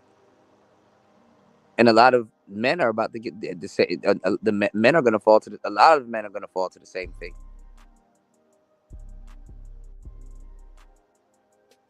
Because by the time men stand up, it's gonna be war because they don't understand the situation.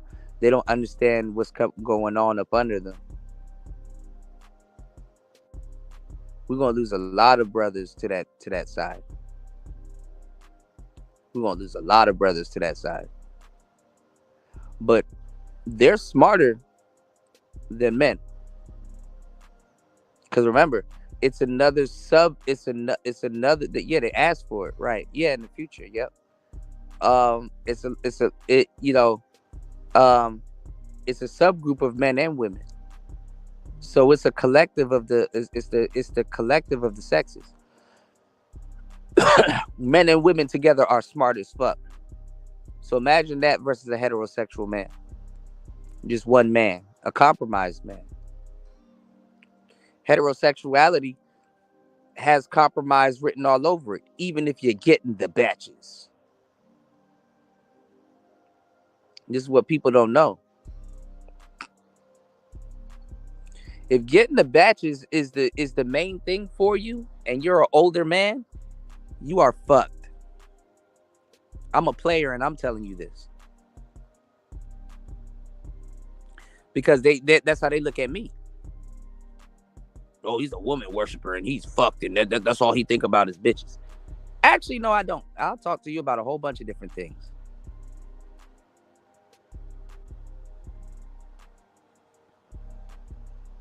That's a lot of these dudes around here. Compromise.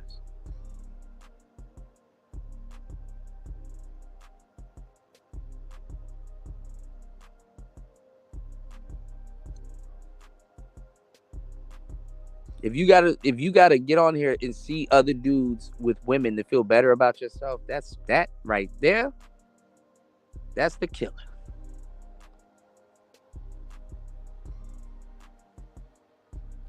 Why don't nobody want to listen to me?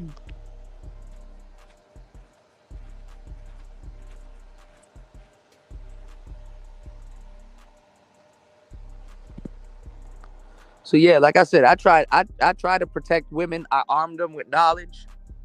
Me and mine. A little bit of weed in the nine. I'm about to, I protect my family and people that surround me. You dig?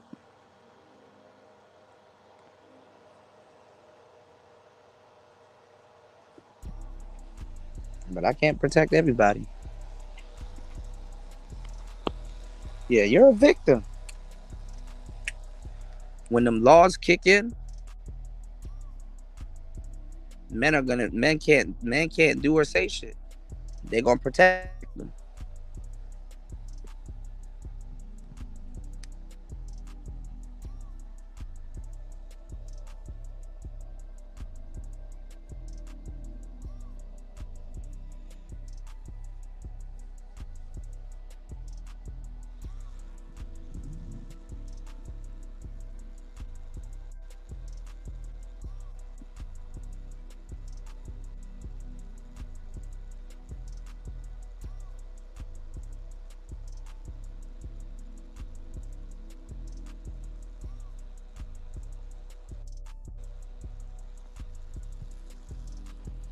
Yeah, when them laws kick in, that shit gonna sober niggas up. Yeah, you know what?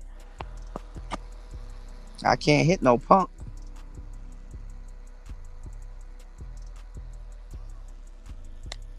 I'm sitting up here getting, you sitting up here getting tricked.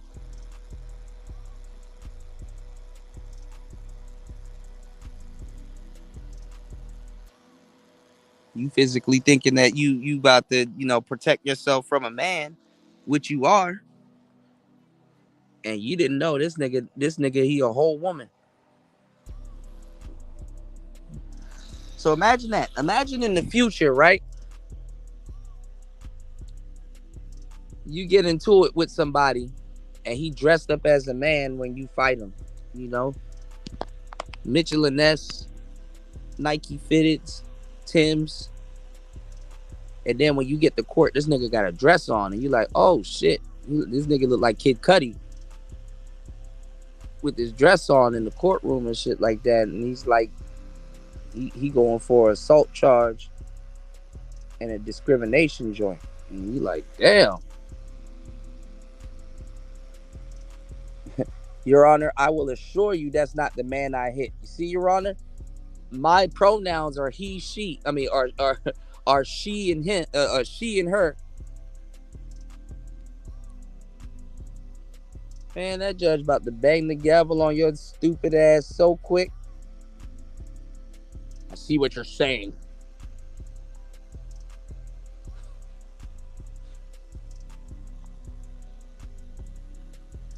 Oh, and then it's not over. It's not over. The jail system is overridden with punks. Shit. Jails produce punks.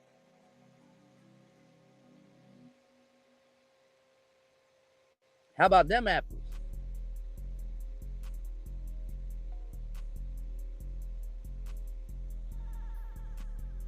Y'all hit the like button, support the channel, man.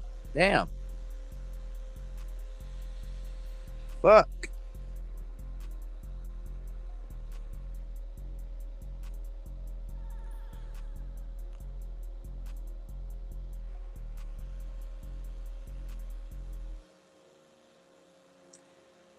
The sad part is, y'all are just listening to me. Y'all don't believe half the shit I say. Y'all just think I'm up here talking. You know what? You right. I'm wrong. That's too extreme. Kuda, you don't know what you're talking about. You're just up here talking. Okay. I'll see y'all in the future. I will see y'all in the future. It gets tiring hearing that you're right or you was right about certain things. It's like there's a difference between you're right and you was right. Get that said to you a million times, and you can tell the difference. You're right, meaning that they probably just found out. You was right, meaning that they had doubts or they thought you were crazy. And it's like you was right the whole time. Was insinuates a past. You understand what I'm saying? It's like why'd you do?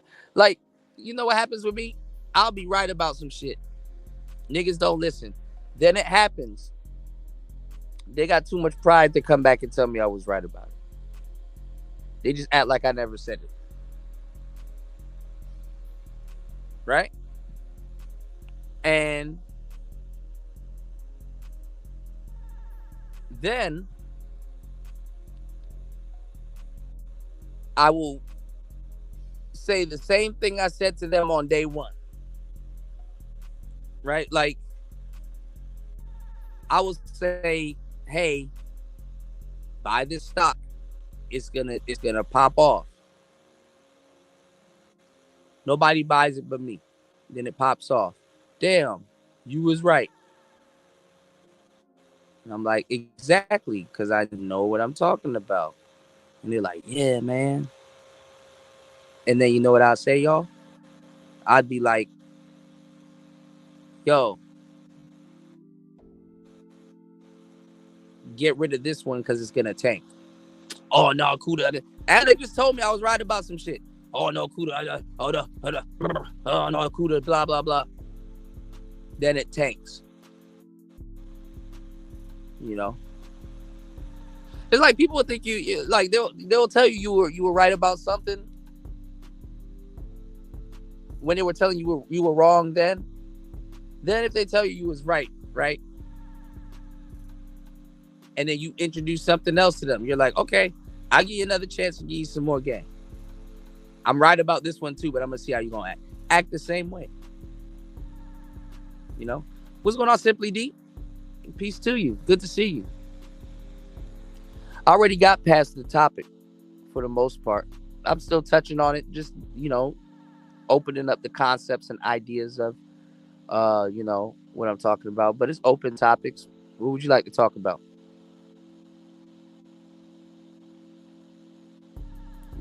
I would like to open up this panel, but hey, make America Britain again. Get ready. Shit, at this point, I will take a Bentley, please. All is well, Simply Deep. I'm just, I don't know. This fucking space this space did never deserve me. I don't know what to do at this point. I know what I am gonna do though. You did? Yeah, at this point, Britain need to come over and take over and shit. Somebody need to come.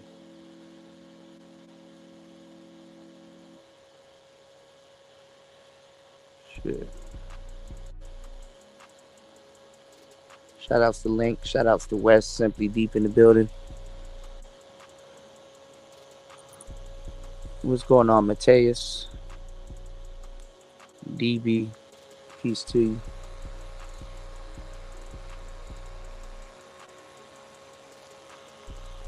I don't know. Something in here is tearing my ass up, man. I ain't gonna lie. If a mosquito get loose in this motherfucker, it's game over for my ass. And my window's closed.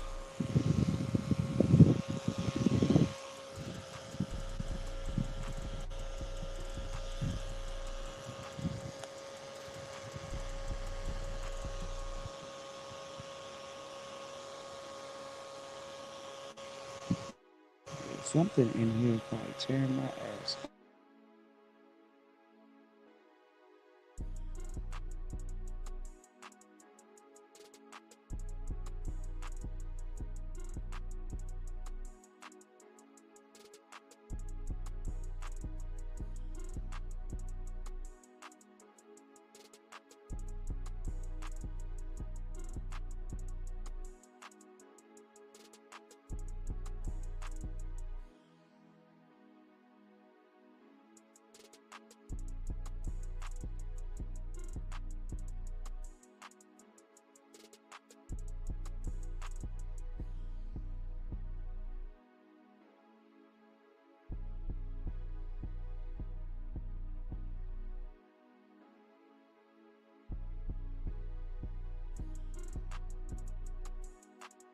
Yeah, my bad. I think a mosquito or something got in here, man. Something in here tearing my ass up. I can't see it though. But yeah, like I said, even with that whole Diddy situation, man, y'all,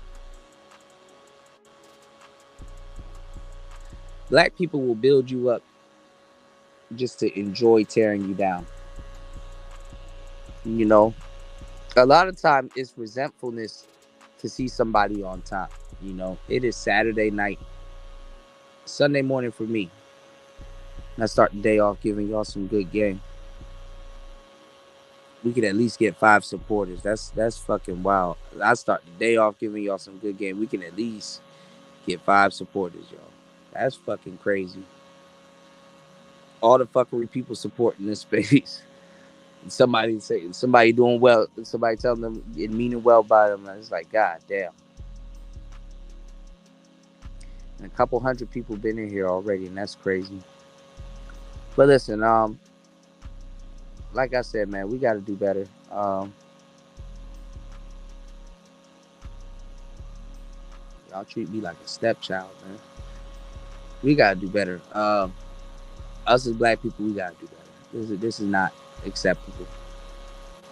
You know, we should be the ones dealing with the ditties and stuff like that. You know, if that's the case, our culture wide open. People could come in and get whole careers, and black people don't even support other black people talking on those topics and stuff like that, unless it's some gossip girl shit. Unless a nigga on some bitch shit. You know what I'm saying? Real player would be like, bro, like, what did he actually do? Y'all just letting people fucking blame everything on Diddy. You want to know the reason why today's show's not getting supported the way it needs to be? Is because Diddy did it. That's an acceptable answer. Diddy's responsible for everything, y'all. He's the only person in the music industry, y'all. You got niggas right now, Saturday, niggas trying to go to a freak off right now. Got the nerve to get on here and talk shit about Diddy, man. Here's cocaine at someone's nose right the fuck now. Somebody is inebriated around this motherfucker, and but Diddy, he bad. Yeah, we think we not animals. So, all right, y'all. You know, don't y'all support on air, off air. Some of y'all obviously don't care. Don't shit on people that raise you up, man. It's not gonna get you nowhere. So with that said, that was today's show. Hopefully you guys soaked up the game. I know y'all. As soon as y'all leave here, y'all about to go to another fuckery live stream. So and start complaining a little bit later on. So go get y'all daily dose of fuckery. That's really all that's around this motherfucker. And y'all have a nice day. Peace.